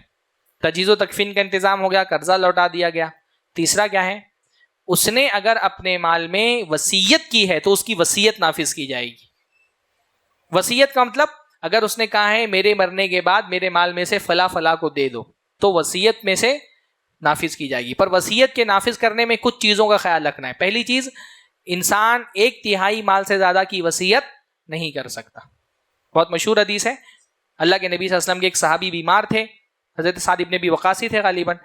تو انہوں نے اللہ کے نبی صلی اللہ علیہ وسلم ان کی عادت کے لیے گئے، تو انہوں نے اللہ کے نبی سے کہا اللہ کے نبی صلی اللہ علیہ وسلم میرے پاس مال بہت ہے اور اکیلے ایک بیٹی ہے جو وراثت میں حصے دار بن رہی ہے، تو میں سوچتا ہوں اپنا مال پورا وصیت کر دوں کہ میرے مرنے کے بعد صدقہ کر دیا جائے. اللہ کے نبی نے فرمایا نہیں کر سکتے. کہ اللہ کے نبی صلی اللہ علیہ وسلم 2/3 مال کا صدقہ کر دوں، وصیت کر دوں؟ کہا نہیں. فرمایا اللہ کے نبی صلی اللہ علیہ وسلم آدھے مال کی وصیت کر دوں؟ فرمایا نہیں. پوچھا اللہ کے نبی صلی اللہ علیہ وسلم 1/3 مال کی وصیت کر دوں؟ اللہ نے فرمایا الثلث والثلث کثیر، 1/3 مال کی وصیت کر سکتے ہو، پر 1/3 مال بھی کیا ہے؟ زیادہ ہے. انک ان ترک ورثتک اغنیاء خیر من ان ترکہم عالۃ یتکففون الناس. اپنے وارثین کو غنی چھوڑ کر کے جاؤ، یہ بہتر ہے، بنسبت ان کے ان کو غریب بنا کر کے جاؤ لوگوں سے مانگتے پھریں. تو وصیت زیادہ سے زیادہ کتنے کی کر سکتے ہیں؟ 1/3 مال کی. مرنے والا نہیں بول سکتا میرے بعد میرا پورے مال سے مسجد بنا دینا، بیت المال میں دے دینا، صدقہ کر دینا. پہلی بات یہ کہ 1/3 مال سے زیادہ کی وصیت نہیں کر سکتے. دوسرا، وصیت صرف غیر وارث کے حق میں ہوتی ہے، وارث کے حق میں وصیت نہیں کر سکتے. مطلب میں بولوں میرا فلاں بیٹا ہے، اس کو میرے مال میں سے اتنا ایکسٹرا دے دینا، بول سکتا ہوں؟ نہیں. وارث کو اتنا ہی ملے گا جتنا شریعت نے اس کے لیے حصات مقرر کر دیا ہے، وہ اس کو اس سے زیادہ نہیں ملے گا. وصیت کن لوگوں کے لیے ہوتی ہے؟ جن کو نہیں ملنے والا ہے کچھ بھی، جن کو کچھ نہیں ملے گا اس کے لیے آپ وصیت کر سکتے ہیں. جیسے اگر بیٹے زندہ ہیں تو پوتے کو وراثت میں حصہ نہیں مل رہا ہے. اب مان لیجیے کوئی ایسا پوتا ہے جس کے باپ کا زندگی میں ہی انتقال ہو گیا تھا، تو اتنی شریعت نے اجازت دی ہے کہ پوتے کے لیے 1/3 یا اس سے کم کی وصیت کر سکتے ہو، اس سے زیادہ کی نہیں کر سکتے، اور وارث کے حق میں نہیں کر سکتے. وارث جو بن رہے ہیں، بیٹے ہیں یا بیوی ہے یا شوہر ہے، تو ان کے حق میں وصیت نہیں ہوتی. جن کو حصہ مل رہا ہے ان کے حق میں وصیت نہیں ہوگی. تو پہلے کیا کیا جائے گا؟ تجہیز و تکفین کا انتظام کیا جائے گا. پھر کیا کیا جائے گا؟ انسان کے مال میں سے قرضہ دیا جائے گا. قرضہ دینے کے بعد کیا کیا جائے گا؟ اچھا، قرضے میں ایک بات یہ بھی یاد رکھیں، اگر کسی آدمی کا مال نصاب تک پہنچ کر کے 1 سال گزر چکا ہے، اس نے زکوٰۃ نہیں ادا کی ہے، تو زکوٰۃ بھی ادا کی جائے گی، کیونکہ زکوٰۃ بھی کیا ایک طرح سے فقیر کا قرض ہے نا، اس کے ذمے. تو اگر کسی نے زکوٰۃ اپنے مال کی نہیں دی تو زکوٰۃ بھی اس کی مال سے وراثت تقسیم ہونے سے پہلے ادا کی جائے گی. اگر سال گزر چکنے کے بعد اس کی وفات ہوئی ہے تو وصیت اور قرضہ اتارنے کے بعد پھر وراثت تقسیم ہوگی. تو اس کا لحاظ نہیں کرتے ہیں بہت سارے لوگ. ہاں، ابھی وصیت کے معاملے میں اور جو بہت ساری گڑبڑیاں ہوتی ہیں انشاءاللہ تعالیٰ میں آگے آپ لوگوں کے سامنے رکھتا ہوں. تو ان مراحل کا لحاظ کرنا چاہیے. پھر کچھ لوگ ہیں جن کا حصہ بنتا ہے لیکن ہمارے معاشرے میں ان کو ان کا حصہ نہیں دیا جاتا. ان میں سے بیٹی ہے. سب سے زیادہ وراثت میں جس کو محروم کیا جاتا ہے وہ کون ہے؟ بیٹی. آپ کیا دیتے ہیں بیٹیوں کو حصہ؟ ہاں، بیٹیوں کو حصہ دیتے ہیں وراثت میں؟ نہیں دیتے. اکثر ہندوستان میں یہ صورتحال ہے. ہاں، اچھا، یعنی کچھ لوگ دیتے ہیں کچھ نہیں دیتے. مطلب جتنا ہوتا ہے اتنا ہی دیتے ہیں کہ کچھ بھی دے دیتے ہیں تھوڑا بہت؟ شریعت میں دیکھیے، شریعت تو آئی ہی ہے بیٹی کو حصہ دلوانے کے لیے. نہیں سمجھے؟ بیٹوں کو تو ہر دور میں حصہ مل جاتا تھا، بیٹوں کا مسئلہ نہیں تھا. بیٹے تو زورے بازو سے حصہ لے ہی لیتے ہیں اپنا. شریعت کے جو احکام نازل ہوئے ہیں وہ تو اس کا اصل مقصد یہ ہے کہ بیٹیوں کو وراثت میں حصہ ملے، عورتوں کو وراثت میں حصہ ملے. ابھی میں نے بتایا تھا نا، وراثت کی تقسیم کے مسائل کس صورت میں بیان ہوئے؟ سورہ نساء میں. نساء مطلب کیا ہوتا ہے؟ عورتیں. بھائی اللہ چاہتا تو وراثت کے احکام سورہ بقرہ میں بیان ہو سکتے تھے, سورہ آل عمران میں بیان ہو جاتے, سورہ انفال میں بیان ہو جاتے. خاص اللہ تعالیٰ نے سورۃ النساء کا انتخاب کیوں کیا؟ کیونکہ سورۃ النساء کا نام صرف النساء نہیں ہے, سورۃ النساء کا میں خاص طور پہ خواتین سے متعلق احکام کا بیان ہوا ہے. تو اس صورت میں وراثت کے مسائل بیان کرنے سے ایک نقطہ یہ بھی نکلتا ہے, اس طرف بھی اشارہ کرنا مقصود ہے کہ بھائی عورتوں کو وراثت کے حصے سے محروم مت کرو. اور جہاں وراثت کے احکام بیان ہوئے, وراثت کے احکام بیان کرنے سے پہلے اللہ نے کیا فرمایا؟ لِلرِّجَالِ نَصِیبٌ مِّمَّا تَرَکَ الْوَالِدَانِ وَالْأَقْرَبُونَ, مردوں کا حصہ ہے اس مال میں جو ان کے والدین اور رشتہ دار چھوڑ کر کے گئے ہیں. وَلِلنِّسَاءِ نَصِیبٌ مِّمَّا تَرَکَ الْوَالِدَانِ وَالْأَقْرَبُونَ, اور عورتوں کا بھی حصہ ہے اس مال میں سے جو ان کے والدین اور رشتہ دار چھوڑ کر کے گئے. بھئی اللہ تعالیٰ للناس بھی کہہ سکتا تھا نا, لیکن نہیں, اللہ نے مردوں کا ذکر کیا پھر عورتوں کا ذکر کیا. یہ بتایا اللہ تعالیٰ نے کہ جیسے مردوں کا اپنے والدین کی جائیداد میں حصہ ہے ویسے ہی عورتوں کا بھی حصہ ہے. جیسے اپنے والدین اور رشتہ داروں کے ترکے میں مرد کا حق ہے ویسے عورت کا بھی اپنے والدین اور رشتہ داروں کے ترکے میں حق ہے. حق دونوں کا ایک جیسا ہے, حصہ کم زیادہ ہو سکتا ہے, حصہ کم زیادہ ہو سکتا ہے, لیکن اپنے حصے پر جیسے حق مرد کو حاصل ہے ویسے ہی عورت کا بھی اپنے حصے پر حق ہے, اس کو آپ اس سے محروم نہیں کر سکتے. بلکہ یہ وراثت کی آیتیں تو نازل ہی ہوئی ہیں بیٹیوں کو حصہ دلانے کے لیے. سنن ترمذی کی صحیح روایت ہے, اللہ کے نبی صلی اللہ علیہ وسلم کے ایک صحابی حضرت سعد رضی اللہ تعالیٰ عنہ, ان کی وفات ہوئی. ان کی بیوی ان کی وفات کے بعد غزوہ احد میں وہ شہید ہو گئے, تو ان کی بیوی بہت مالدار لوگوں میں سے تھے. تو ان کی بیوی اللہ کے نبی صلی اللہ علیہ وسلم کے پاس آئیں اور اللہ کے نبی سے کہا, 2 بیٹیاں ساتھ میں تھیں ان کے, فرمایا ہاتانی ابنۃ سعد, اللہ کے نبی صلی اللہ علیہ وسلم یہ دونوں سعد کی بیٹیاں ہیں, ان کے والد احد میں آپ کے ساتھ لڑتے ہوئے شہید ہو گئے اور انہوں نے بہت سارا مال چھوڑا, پر اس کے چاچا لوگوں نے سارا مال اکیلے لے لیا اور ان کو کچھ بھی نہیں دیا, ان کو کچھ بھی نہیں دیا. اور اللہ کے نبی صلی اللہ علیہ وسلم اگر ان کے پاس مال نہیں رہے گا ان سے شادی کون کرے گا؟ یعنی عربوں میں کیا ہوتا تھا کہ جہیز تو لوگ نہیں لیتے تھے, پر شادی کرتے ہوئے یہ دیکھتے تھے کہ اس کو وراثت میں کتنا حصہ مل رہا ہے. ہاں, کیونکہ بھئی وراثت میں حصہ مل رہا ہے تو بیوی کا مال ہے, تو بیوی کا مال میں امکان ہوتا ہے کہ آدمی اس کو بھی کچھ جو ہے وہ فائدہ اٹھا لے زندگی میں, یا بیوی کی موت کے بعد وہ وراثت میں اس کو بھی حصہ ملے گا, یا انسان خود مر گیا تو کم سے کم اس کے بچوں کو تو حصہ ملے گا ہی بیوی کی جائیداد میں. تو یہ دیکھتے تھے لوگ. تو کہا اللہ کے نبی صلی اللہ علیہ وسلم ان بیٹیوں سے کون شادی کرے گا, ان کے چاچا لوگوں نے پورا ان کے باپ کا مال لے لیا, ان کو کچھ بھی نہیں دیا. تو اللہ نے کہا رکو. اس کے بعد قرآن کی آیتیں نازل ہوئی, یوصیکم اللہ فی اولادکم للذکر مثل حظ الانثیین. یہ آیتیں کب نازل ہوئی کہ ایک لڑکی کو 2 بیٹیوں کو وراثت میں حصہ نہیں مل رہا تھا, بیٹیوں ہوئی کو وراثت میں حصہ دلانے کے لیے تو یہ آیتیں نازل ہوئی. اور ہم یہ آیتیں پڑھتے ہیں اور ہمارے معاشرے میں بیٹیاں وراثت سے محروم ہیں. اچھا, قرآن کی تعبیر دیکھیے کتنی پیاری ہے, یوصیکم اللہ فی اولادکم للذکر مثل حظ الانثیین. اللہ تم کو وصیت کرتا ہے تمہاری اولاد کے بارے میں کہ بیٹے کو بیٹی کا ڈبل ملے گا, بیٹے کو بیٹی کا ڈبل ملے گا. یہ بھی تو بول سکتے تھے نا کہ بیٹی کو بیٹے کا آدھا دو, پر یہ نہیں کہا بیٹی کو بیٹے کا آدھا دو, یہ کہا بیٹے کو بیٹی کا ڈبل دو. کیا فرق ہے دونوں میں؟ اللہ تعالیٰ نے تقسیم میں معیار بیٹی کے حصے کو بنایا ہے کہ پہلے دیکھو بیٹی کو کتنا مل رہا ہے, پھر جتنا بیٹی کو مل رہا ہے اس کا ڈبل کس کو دو؟ بیٹے کو دو. یہ نہیں کہا کہ بیٹے کا آدھا بیٹی کو دو. کیا سمجھ رہے فرق؟ یہ نہیں فرمایا کہ بیٹے کا آدھا بیٹی کو دو, یہ فرمایا بیٹی کا ڈبل بیٹے کو دو. تو پہلے کس کو دیکھنا پڑے گا کتنا مل رہا ہے؟ بیٹی کو. پھر بیٹی کا ڈبل کس کو دیا جائے گا؟ بیٹے کو دیا جائے. تو معیار تو اصل میں بیٹی کے حصے کو بنایا ہے, ہم بیٹی کو حصہ ہی نہیں دے رہے. کیسے پتا چلے گا بیٹے کو کتنا ملے گا؟ ڈرنا چاہیے اللہ سے. جو لوگ اپنی بہنوں کا حق کھا کر کے بیٹھے ہوئے ہیں نا, بھائی بہنوں کے ساتھ تو ہم کو عدل کا حکم دیا گیا ہے, انصاف احسان کا حکم دیا گیا ہے. بھائی کو تو بہنوں کے ساتھ انصاف کرنا چاہیے, انصاف سے آگے بڑھ کر کے احسان کرنا چاہیے. ان کو تو اپنی جیب سے اپنی بہنوں پہ خرچ کرنا چاہیے. ہمارے الٹا معاملہ ہے, اپنے سے دینا تو دور کی بات, بیچاری کے جو ہے وہ بھی چھین لیتے ہیں. ہاں, ہمارے معاشرے میں ڈائلاگ بہت بڑے بڑے بولے جاتے ہیں. اسلام پر جب اعتراض ہوتا ہے نا, ہم لوگ بولتے ہیں اسلام نے عورتوں کو بہت کچھ دیا ہے.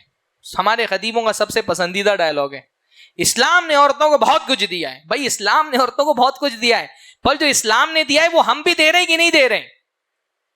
اسلام نے بہت کچھ دیا, لیکن جتنا اسلام نے دیا تھا اکثر تو ہم نے عورتوں سے چھین لیا ہے.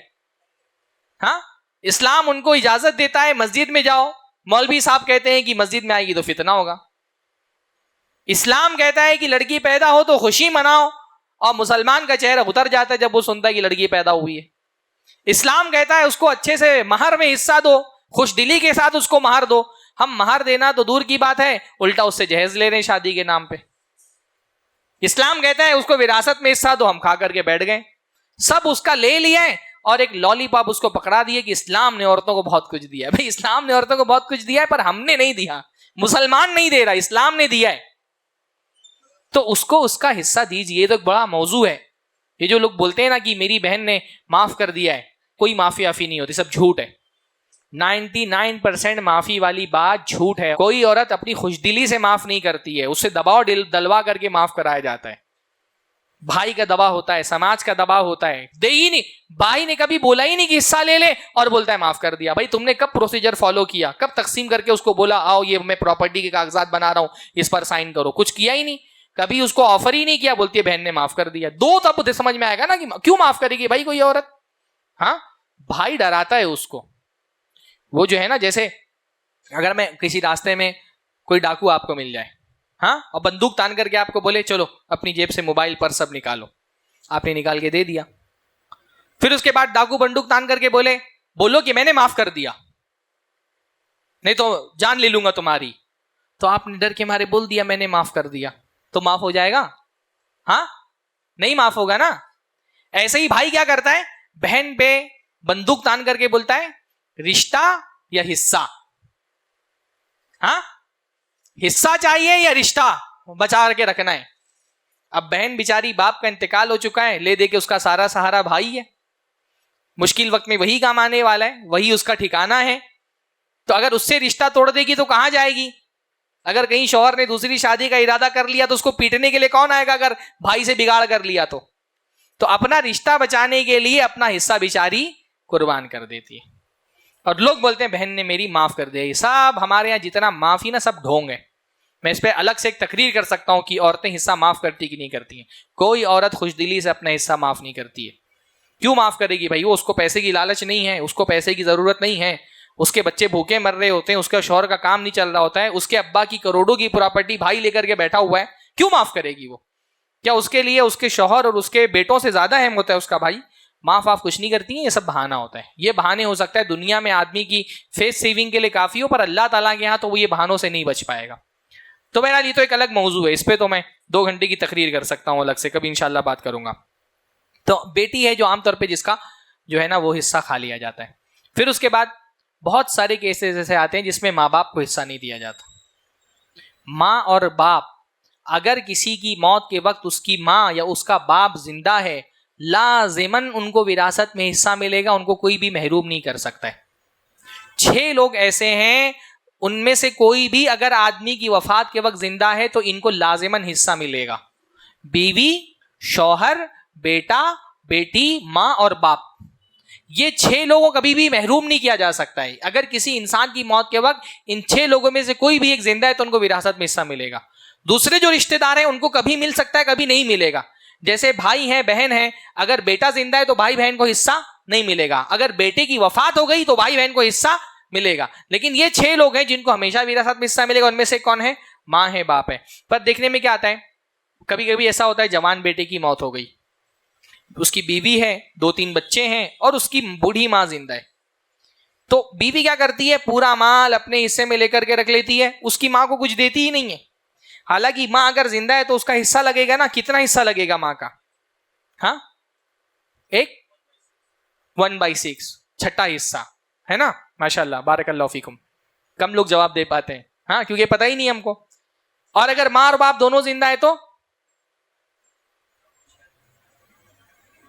چھٹے میں دونوں کو ملے گا یا دونوں کو چھٹا حصہ ملے گا؟ دونوں کو چھٹا حصہ ملے گا. ولی ابویہ لکل واحد منہما السدس. ہاں, یعنی ایک چھٹا اس کو ملے گا, چھٹا اس کو ملے گا. اچھا خاصا حصہ ہو گیا نا. پر کیا ہوتا ہے نا, جوانی میں اگر شوہر کا انتقال ہو گیا, بیوی پورا مال لے کے بیٹھی رہتی ہے. ہوتا ہے کہ نہیں ہوتا ہے؟ وہ ماں کو دے ہی نہیں رہی ہے بھائی. وہ اس کی ماں کو ملے گا, اس کی ماں کا انتقال ہو گیا تو اس کے بیٹوں کو جائے گا, اس کی بیٹیوں کو جائے گا, پر وہ ماں کو نہیں دے رہی ہیں, باپ کو نہیں دیتے حصہ. باپ اگر بوڑھا ہو گیا اس کو نہیں دے رہے, تو ماں باپ کا حصہ لازماً بنے گا, وہ دینا پڑے گا. ٹھیک ہے, تو ماں باپ محروم کیے جاتے ہیں. 8واں مسئلہ یہ کہ کبھی کبھی بہن بھائی حصے دار بنتے ہیں پر ان کو بھی محروم کر دیا جاتا ہے. بہن بھائی کب حصے دار بنتے ہیں؟ جب بیٹا نہ ہو کسی کا. ایک آدمی ہے, اس کی وفات ہو گئی اور اس کا کوئی بیٹا نہیں ہے, بیٹی ہے اور بیوی ہے. مان لو کہ ایک بیٹی ہے اور ایک بیوی ہے اور ایک بھائی ہے, ایک بہن ہے. جب بیٹا نہیں رہے گا, بیٹا ہوگا تو بھائی بہن کو محروم کر دے گا, پھر بھائی بہن کو کچھ نہیں ملے گا. اگر بیٹا نہیں ہے تو کیا ہوگا؟ 8واں حصہ بیوی کو ملے گا کیونکہ بیٹی موجود ہے. آدھا حصہ بیٹی کو ملے گا, بیٹی اکیلی ہے تو اس کو آدھا ملے گا. باقی سارا مال کہاں جائے گا؟ بھائی بہنوں کے پاس جائے گا. جو بچے گا وہ بھائی کو بہن کا ڈبل ملے گا. جیسے بیٹے کو بیٹی کا ڈبل ملتا ہے نا, ویسے بھائی کو بہن کا ڈبل ملے گا. اگر ایک سے زیادہ بیٹیاں ہیں تو بولیے, حافظ نہیں یہاں پہ کوئی. یوصیکم اللہ فی اولادکم للذکر مثل حظ الانثیین فإن کن نساء فوق اثنتین فلہن ثلث ما ترک, 2/3 ملے گا.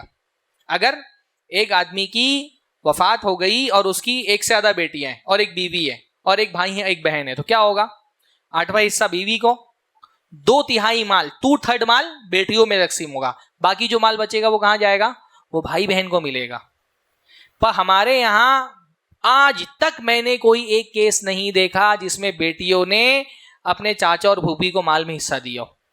بیٹیاں سارا لے کے بیٹھ جاتی ہیں.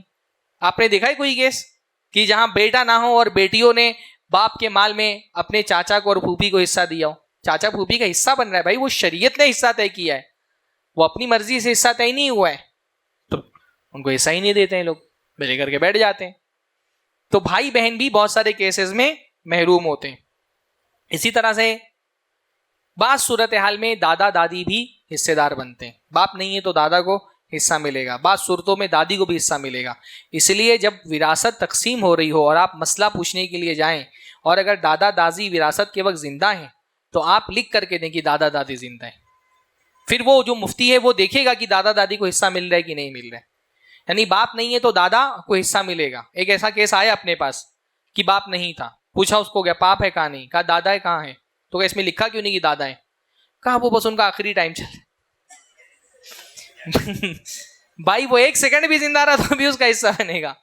آخری ٹائم چل رہا ہے تو لکھیں گے نہیں وراثت میں, لوگوں کو پتہ بھی نہیں ہوتا ہے نا. تو دادا دادی بھی بعض صورتوں میں, اللہ کے نبی کے زمانے میں ایک دادی آئی, اس نے وراثت میں حصہ مانگا, اس کو حصہ دیا گیا. ایک نانی آئی, وراثت میں حصہ مانگا, ان کو حصہ دیا گیا. تو بعض صورتوں میں دادا دادی اور نانی کا بھی حصہ بنتا ہے. 10واں مسئلہ ہے کہ بعض مرتبہ یہ دیکھنے آتا ہے معاشرے میں کہ بیوی اگر بہت بوڑھی ہو جاتی ہے نا تو اس کو بھی وراثت میں لوگ حصہ نہیں دیتے. ایسا ہوتا ہے بہت مرتبہ کہ بھائی باپ بہت بڑھاپے میں فوت ہو گیا, تو باپ بہت بڑھاپے میں فوت ہوا تو بیوی کی عمر ابھی کافی زیادہ ہے, وہ بھی بوڑھی ہو چکی ہے. تو بیٹے سمجھتے ہیں اماں کا خرچہ تو ہم اٹھا رہے ہیں, کھلا پلا تو ہم رہی ہیں, تو ان کو پیسے کی کیا ضرورت ہے, تو آپس میں ہی بانٹ لیتے. وہ بوڑھی بیوی کو نہیں دیتے, حالانکہ اس کا حصہ بنے گا بھائی. اس کو اس کا حصہ دو, اس کو بتاؤ کہ اس کا حصہ بن رہا ہے. بڑھی عمر ہے, ہو سکتا ہے وہ صدقہ خیرات کرنا چاہے, زندگی میں تو وہ چاہے تو اپنا پورا مال صدقہ کر سکتی ہے, ہاں. یا ہو سکتا ہے کہ بھائی وہ وصیت کرے 1/3 مال کی, اپنے مال کی, اپنے بھائی بہنوں کو دے, صلہ رحمی کرے, کچھ بھی پوتا پوتیوں کو دے سکتی ہے, نواسیوں کو دے سکتی ہے, خود اپنی زندگی میں وہ بیٹوں اور بیٹیوں میں تقسیم کر سکتی ہے. تو اگر بیوی بوڑھی ہو گئی, اس کا یہ مطلب نہیں کہ اب بوڑھے لوگوں کو وراثت میں کچھ نہیں ملے گا, اس کو بھی حصہ دینا پڑے گا. 11ویں چیز کیا ہوتی ہے جو ان لوگوں کو محروم کیا جاتا ہے, اس میں سے طلاق کے بعد. طلاق کس میں ہوتا ہے؟ میاں بیوی میں ہوتا ہے نا. باپ اور بیٹے میں طلاق نہیں ہوتا, باپ اور بیٹی میں طلاق نہیں ہوتا. ایک عورت سے آپ نے شادی کی, اس سے آپ کو اولاد ہوئی, بیوی کو آپ نے طلاق دے دیا. بیوی کو طلاق دیا ہے نا, اولاد تو ابھی بھی آپ کی ہے. تو طلاق کے بعد بھی اس اولاد کا آپ کے مال میں حصہ بنے گا. سمجھ رہے ہیں نا؟ بیوی کو نہیں ملے گا, بیوی کی عدت ختم, حصہ ختم. پر اولاد کو تھوڑی نا طلاق ہوتی ہے, اولاد تو زندگی بھر آپ کی اولاد رہے گی. اس کے ذمے آپ کے حقوق ہیں, آپ کے ذمے اس کے حقوق ہیں. آپ کی موت ہو گئی, اگر بیوی کے بچے تھے, آپ سے جو بچے تھے ان کو آپ کی وراثت میں حصہ ملے گا, ان کو آپ محروم نہیں کر سکتے. اب ہوتا یہ کہ لڑکی لے کر کے آ گئی اپنی اولاد, اب وہی اپنا پال پوس رہی ہے, حالانکہ پالنے پوسنے کی ذمہ داری بھی اس عورت کی نہیں تھی, مطلقہ عورت کی. اس کا خرچہ اٹھانا آپ کی ذمہ داری تھی, زندگی پر اس کا خرچہ بھی نہیں اٹھاتے اور مرنے کے بعد اس کو وراثت میں حصہ بھی نہیں دیتے. دونوں کو ایک دوسرے کی وراثت میں حصہ ملے گا. یعنی اگر باپ کی موت ہو گئی تو اولاد کو ملے گا, اگر اس اولاد کی موت ہو گئی تو اس کے مال میں اس کے باپ کو حصہ ملے گا. پر طلاق کے بعد ہمارے یہاں بہت خراب صورتحال ہے کہ لڑکی سے رشتہ توڑتے ہیں, لڑکی کے ساتھ اپنی اولاد سے بھی بہت سارے لوگ رشتہ توڑ لیتے ہیں. خاص طور پہ اگر وہ اولاد بیٹی ہے تو, بیٹا ہوتا تھوڑا بہت لڑتے ہیں, کلیم کرتے ہیں, بیٹی ہوتی ہے تو چھوڑ ہی دیتے ہیں, زندگی بھر پوچھنے کے لیے نہیں جاتے. کتنے مسائل ایسے آتے ہیں, لڑکی کی شادی ہوئی, بھائی بیٹی کا باپ اگر زندہ ہے تو اصلاً ولی بننے کا حق وہی ہے, اس کی اجازت کے بغیر نکاح نہیں ہو سکتا اس کا. شریعت کیا کام ہے لوگوں کو پتہ ہی نہیں ہے. تو طلاق کے بعد جو بچے ہوتے ہیں نا ان کو بھی وراثت میں حصہ نہیں ملتا. اچھا, یہ تو وہ لوگ ہیں جن کا حصہ بن رہا ہے ان کو حصہ نہیں دیا جاتا. کچھ لوگ وہ ہیں جن کا حصہ نہیں بن رہا ہوتا ہے پھر بھی ان کو دے دیا جاتا ہے. کون ہیں وہ لوگ؟ یہ 12واں مسئلہ ہے. ربیب کس کو کہتے ہیں؟ ربیب کہتے ہیں جیسے میں نے ایک عورت سے نکاح کیا, اس عورت کی اس کے پہلے شوہر سے کوئی اولاد ہے تو وہ اولاد میری کیا ہوئی؟ ربیب ہوئی, جس کا میں سوتیلا باپ ہوں. سوتیلا باپ کہتے ہیں نا, شریعت میں سوتیلے باپ کا کوئی تصور نہیں ہے. اصلاً وہ کیا ہے؟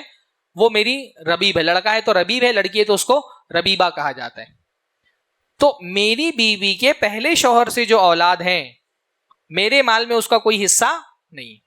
اب بعض مرتبہ یہ ہوتا ہے کسی عورت سے شادی کر لی, بیوہ ہے, مان لیجیے اس کے بچے ہیں. اصلاً تو یہ ہے کہ اس کے بچوں کی کفالت بھی میری ذمہ داری نہیں ہے. میں نے جس عورت سے شادی کی اس کی کفالت میں کروں گا, اس کے بچوں کی کفالت اس کا دادا کرے گا اگر اس کے باپ کا انتقال ہو گیا ہے تو, یا اس کا چاچا کرے گا اگر دادا کا انتقال ہو گیا تو, میرے ذمے نہیں ہے. پر اب وہ کیونکہ ہمارے یہاں یہ لوگوں کو پتہ ہی نہیں کہ یتیم بچے کی کفالت اس کے باپ کے بعد اس کے دادا کی ذمہ آ جاتی ہے, دادا کے بعد اس کے چاچا کی ذمہ آ جاتی ہے. تو اب وہ لڑکی کی ذمہ ڈال دیتے ہیں کہ ایک عورت ویسے بیوہ ہو گئی, اب اس کے سر پہ بچے کا بوجھ بھی ڈال دیتے ہیں. اور وہ عورت پھر شادی کرتی ہے تو ان بچوں کی ذمہ داریاں اپنے دوسرے شوہر کے کندھے پہ ڈال دیتی ہیں کہ میرے بچے تم کو پالنے. اسی وجہ سے بہت ساری بیوہ عورتوں کی شادیاں نہیں ہوتی ہیں کہ آدمی سوچتا ہے بیوی کا خرچہ اٹھائے, دوسروں کی اولاد کا خرچہ بندہ اٹھانا نہیں چاہتا. اور صحیح بات ہے بھائی, اس کی اولاد نہیں کہ ان کا خرچہ وہ اٹھائے, لیکن چلو بعض صورتوں میں یہ ہوتا ہے کہ آدمی نے خرچہ اٹھانے کی ذمہ داری لے لی, لیکن انسان کی مال میں وہ وارث نہیں بن سکتے. سوتیلے باپ کی وراثت میں بیٹوں کو حصہ, بیٹیوں کو حصہ نہیں ملے گا. اصل تو یہی ہے کہ وہ وارث نہیں ہے. پر بعض مرتبہ یہ دیکھنے آتا ہے کہ جیسے سگے بیٹے حصے دار بنتے ہیں, سوتیلے بیٹے بھی حصے دار بن جاتے ہیں, حالانکہ ان کو حصہ نہیں ملے گا. وصیت کر سکتا ہے ان کے حق میں, لیکن وصیت بھی 1/3 مال سے زیادہ کی نہیں کر سکتا ہے. تو بہت سارے کیسز ایسے آتے ہیں. ایسے ہی 13واں مسئلہ, منہ بولے بیٹے یا بیٹی کو جائیداد میں حصہ دیتے ہیں. منہ بولے بیٹی جو لے پالک ہوتا ہے نا, جس کو آپ نے گود لیا ہے, شریعت میں کچھ حدود اور قوانین کے ساتھ آپ بچہ گود لے سکتے ہیں. بچہ گود لینا شریعت میں منع نہیں ہے. کوئی یتیم بچہ ہے یا کوئی اپنا بچہ آپ کو پالنے کے لیے دے رہا ہے, آپ بچہ گود میں لے کر کے اس کی کفالت کر سکتے ہیں, پر کفالت کرنے سے وہ آپ کا بیٹا یا بیٹی نہیں بن جائیں گے. منہ سے بولنے سے کوئی کسی کا بیٹا یا بیٹی نہیں بنتا ہے. ماں وہی ہے جس نے پیدا کیا ہے, باپ وہی ہے جس نے پیدا کیا ہے. منہ بولا بیٹا بیٹی کا شریعت میں اس طرح کا کوئی تصور نہیں کہ آپ نے بول دیا تو آپ کی سگی بیٹی کی طرح ہو گئی یا سگے بیٹے کی طرح ہو گیا. وہ بہرحال سگا نہیں رہے گا. جب وہ سگا نہیں ہے, وہ سگا بیٹا بیٹی نہیں ہے, تو شریعت کے سارے احکام ویسے ہی نافذ ہوں گے. مطلب جیسے یہ بچہ اگر بڑا ہو گیا, بڑا ہونے کے بعد اس کی ماں کو اس سے پردہ کرنا پڑے گا.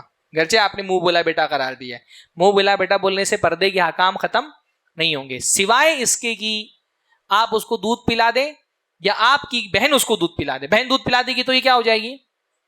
تو یہ خالہ ہو جائے گی, تو رضائی خالہ کا پردہ نہیں ہے. تو اگر آپ نے گود میں لیا ہے اور پردے کے حکام بعد میں مسئلہ نہ پیش آئے تو اس کے لیے کیا کرنا چاہیے؟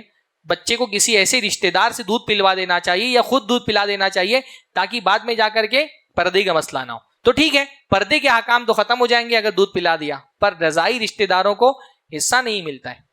رضائی رشتہ داروں کو حصہ نہیں ملتا ہے, تو اس منہ بولے بیٹے کو جائیداد میں کوئی بھی حصہ نہیں ملے. پر میں تو اکثر کیسز میں دیکھتا ہوں کہ وہ جو منہ بولا بیٹا ہوتا ہے پوری وراثت اسی کو اکیلے مل جاتی ہے, حالانکہ اس کے مال میں کچھ بھی حصہ نہیں بن رہا تھا. اگر یہ وصیت بھی کر دے تو یہ 1/3 مال سے زیادہ کی وصیت نہیں کر سکتا. اگر 1/3 مال کی وصیت کر دے گا تو 1/3 مال اس کو مل جائے گا. ہاں زندگی میں ہدیہ کر سکتا ہے لیکن مرنے کے بعد وصیت صرف 1/3 مال کی کر سکتا ہے. اب یہ پورا مال لے لیتا ہے جبکہ اس کے مال میں نے بتایا نا اولاد نہیں ہے تو پھر بھائی بہنوں کا حصہ لگے گا, پر بھائی بہنوں کو بیچاروں کو نہیں ملتا ہے تو منہ بولے بیٹے کو بھی پورا مال دے دیا جاتا ہے. 14ویں غلطی یہ ہوتی ہے کہ بہت سارے لوگ وصیت میں 1/3 سے زیادہ کی وصیت کر دیتے ہیں. ہاں جیسے بول دیتے ہیں میری پوری پراپرٹی سے مسجد بنوا دینا یا بیت المال میں دے دینا. ایسا نہیں کر سکتے. میں نے شروع میں وہ حدیث بتا دی نا کہ 1/3 مال سے زیادہ کی وصیت نہیں کر سکتے ہیں. ایسے ہی بعض مرتبہ پوتوں کو دے دیتے ہیں وراثت میں. اگر بیٹے زندہ ہیں ایک انسان کے تو پوتوں کا وراثت میں حصہ نہیں لگے گا. یہ اچھے سے سمجھ لیں.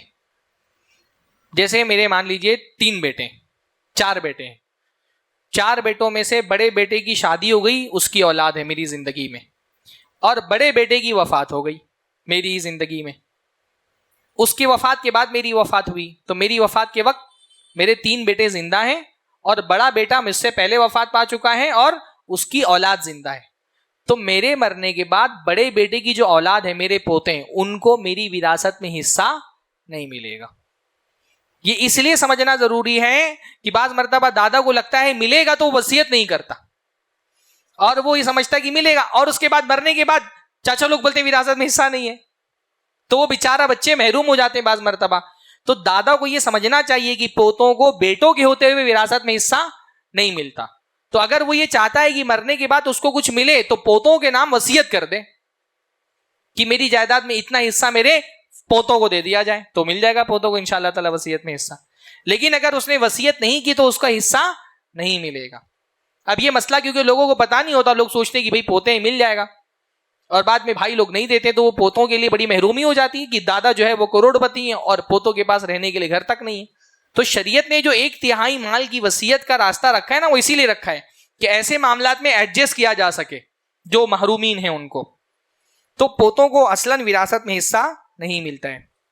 16ویں غلطی جو ہوتی ہے وہ یہی ہوتی ہے کہ بعض مرتبہ وارث کے حق میں وصیت کر دی جاتی ہے جو کہ صحیح نہیں ہے. وارث کے حق میں وصیت مطلب آدمی بول دیتا ہے کہ میرے فلاں بیٹے کو اتنا دے دینا. بیٹا ہے, بیٹی ہے, بیوی ہے, شوہر ہے, ان کو آپ بول نہیں سکتے اتنا دے دینا. ان کو شریعت نے جتنا دیا ہے اتنا ہی ملے گا. اللہ نے فرمایا لا وصیۃ لوارث, وارث کے حق میں کوئی وصیت نہیں ہو سکتی. وارث کو شریعت نے جتنا دیا ہے اتنا ہی ملے گا, وہ ایکسٹرا کچھ بھی نہیں لے سکتا ہے. ایسے ہی کبھی کبھی غیر وارث کو 1/3 مال سے زیادہ کی وصیت کر دی جاتی ہے. تو یہ بھی میں نے آپ کو سمجھا دیا کہ غیر وارث بھی ہے تو اس کو 1/3 مال سے زیادہ کی وصیت نہیں کر سکتے. 18ویں غلطی یہ ہوتی ہے نا کہ بعض مرتبہ وراثت تقسیم ہوتی ہے لیکن ایسے ہی الٹپ تقسیم کر دیتے ہیں. وراثت میں جو متعین حصہ ہے وہ نہیں دیتے ہیں. شریعت نے کیا فرمایا للرجال نصیب مما ترک الوالدان والاقربون, مردوں کا متعین حصہ ہے اس مال میں سے جو والدین اور رشتہ داروں نے چھوڑا ہے. نصیب کا مطلب کیا ہوتا ہے متعین حصہ, تو جتنا حصہ بن رہا ہے اتنا حصہ دینا پڑے گا. اپنی مرضی سے نہیں کچھ بھی دے دیا. خاص طور پہ بیٹیوں کے معاملے میں یہ ہوتا ہے نا کچھ بھی دے دیا, اماں کا زیور لے لو باقی چھوڑ دو, ہاں کیش اتنا تھا اس میں سے لے لو گھر میں حصہ نہیں دیں گے, ایسا نہیں چلے گا. جتنا حصہ ہے 1 روپیہ بانٹ کر کے لینا پڑے گا, 1 پیسہ بانٹ کر کے دینا پڑے گا. ایسے ہی کچھ بھی دے دو اور چلا لو ایسا نہیں چلے گا, متعین حصہ دینا پڑے گا. اور 19واں کبھی کبھی یہ ہوتا ہے نا کہ انسان اپنے وارثین کو نقصان پہنچانے کے لیے وصیت کرتا ہے. اس کو کہا جاتا ہے اضرار فی الوصیہ. مثلا ایک آدمی ہے, اب وہ مرنے جا رہا ہے, اس کی اولاد نہیں ہے, تو اس کو پتا ہے کہ میرے مرنے کے بعد میرا مال کس کو ملے گا, بھائی بہنوں کو ملے گا. اب وہ چاہتا نہیں کہ بھائی بہنوں کو ملے, تو بھائی بہنوں کی دشمنی میں وہ کیا بولتا ہے میرے مال میں سے وصیت کر دیتا ہے 1/3 مسجد میں دے دینا. اگر قاضی کو یہ بات پتا چل جائے کہ یہ وصیت صرف اس لیے کی گئی ہے تاکہ وارثوں کو محروم رکھا جائے تو وہ وصیت نہیں نافذ کی جائے گی. پر اس کا ڈیپینڈنس نیت پر ہوتا ہے, ہر کوئی اس کا فیصلہ نہیں کر سکتا ہے. پر جو قاضی ہے اگر اس کو یہ بات پتا چل جائے کہ اس بندے نے صرف وارثوں کو نقصان پہنچانے کے لیے وصیت کی ہے تو اس کی وصیت نافذ نہیں کی جائے گی. اضرار فی الوصیہ اس کو کہتے ہیں. یہ کم ہوتا ہے ہمارے یہاں پر. 20ویں چیز بغیر وارثوں کی اجازت کے مال صدقہ کرنا. ایک آدمی مر گیا, اس کا مال وہ چھوڑ کر کے گیا ہے, اب اس کا مال اس کا نہیں رہ گیا, وہ مال اس کے وارثوں کا ہو گیا. تو اس مال میں سے کوئی بھی وارث نہ اکیلے فائدہ اٹھا سکتا ہے نہ اس مال میں سے صدقہ کر سکتا ہے. اگر صدقہ بھی کرنا ہے تو کیا کرنا پڑے گا؟ سارے وارثوں سے اجازت لینی پڑے گی. اپنے حصے میں سے صدقہ کر دیں. مثلاً ایک 4 بھائی ہیں اور ابا کا انتقال ہو گیا. اب ابا وراثت میں کچھ مال چھوڑ کر کے گئے. اب ایک بھائی سوچے ابا کا پورا مال صدقہ کر دو. ارے بھائی وہ ابا کا مال نہیں رہ گیا. اب ابا کی وفات کے بعد وہ مال کس کا ہو گیا؟ سارے وارثین کا ہو گیا. صرف پیسے کی بات نہیں ہے, ہر وہ مال جو ایک بندہ چھوڑ کر کے جاتا ہے وہ سب کا سب کیا بن جاتا ہے؟ ترکہ بن جاتا ہے.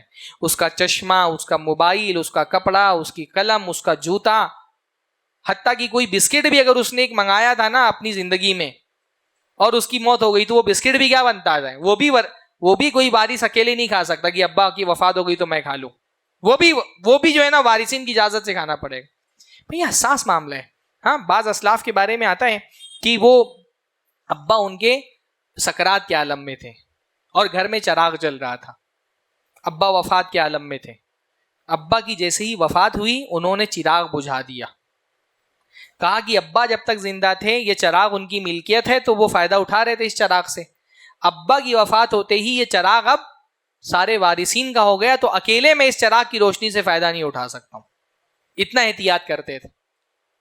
تو بہت سارے لوگ کیا کرتے ہیں, ابا کا کپڑا ہے صدقہ کر دو, ابا کا پیسہ ہے صدقہ کر دو, امی کا زیور ہے صدقہ کر دو, امی کا پیسہ ہے صدقہ کر دو. بھائی صدقہ دوسرے کے مال میں سے آپ صدقہ نہیں کر سکتے ہیں نا, وہ ابا کا مال نہیں ہے, وہ سارے وارثین کا مال ہے.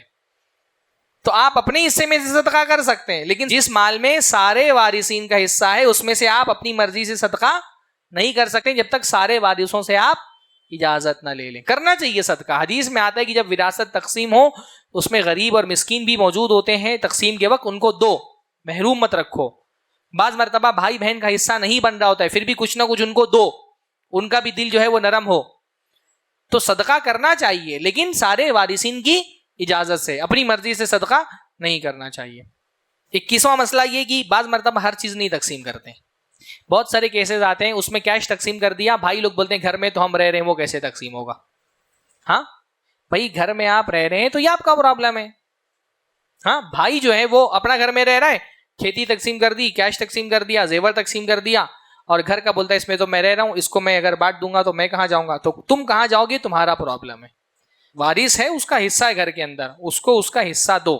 تقسیم کر کے اگر دے سکتے ہو, بانٹ کر کے تو گھر بانٹو, دیوار کھڑی کرو. دیوار کھڑی کرنے کی اگر گنجائش نہیں ہے تو جتنا اس کا حصہ بن رہا ہے وارث کا اتنی اس کی قیمت دے دو اور اس کا حصہ خرید لو. ہاں مان لو کہ بھائی 30 لاکھ کا گھر ہے, ایک بیٹا ہے ایک بیٹی ہے, تو 30 لاکھ کے گھر میں آپ 10 لاکھ روپیہ بیٹی کا بن رہا ہے تو 10 لاکھ اس کو دے کر کے اس کا حصہ خرید لو اگر وہ راضی ہے بیچنے پر تو. اور جب تک کہ اس تقسیم کو برابر سے تقسیم نہیں کر رہے ہو تب تک کہ آپ بہن کے حصے میں رہ رہے ہو نا, تو بہن کو اس کے حصے کا کرایہ دو.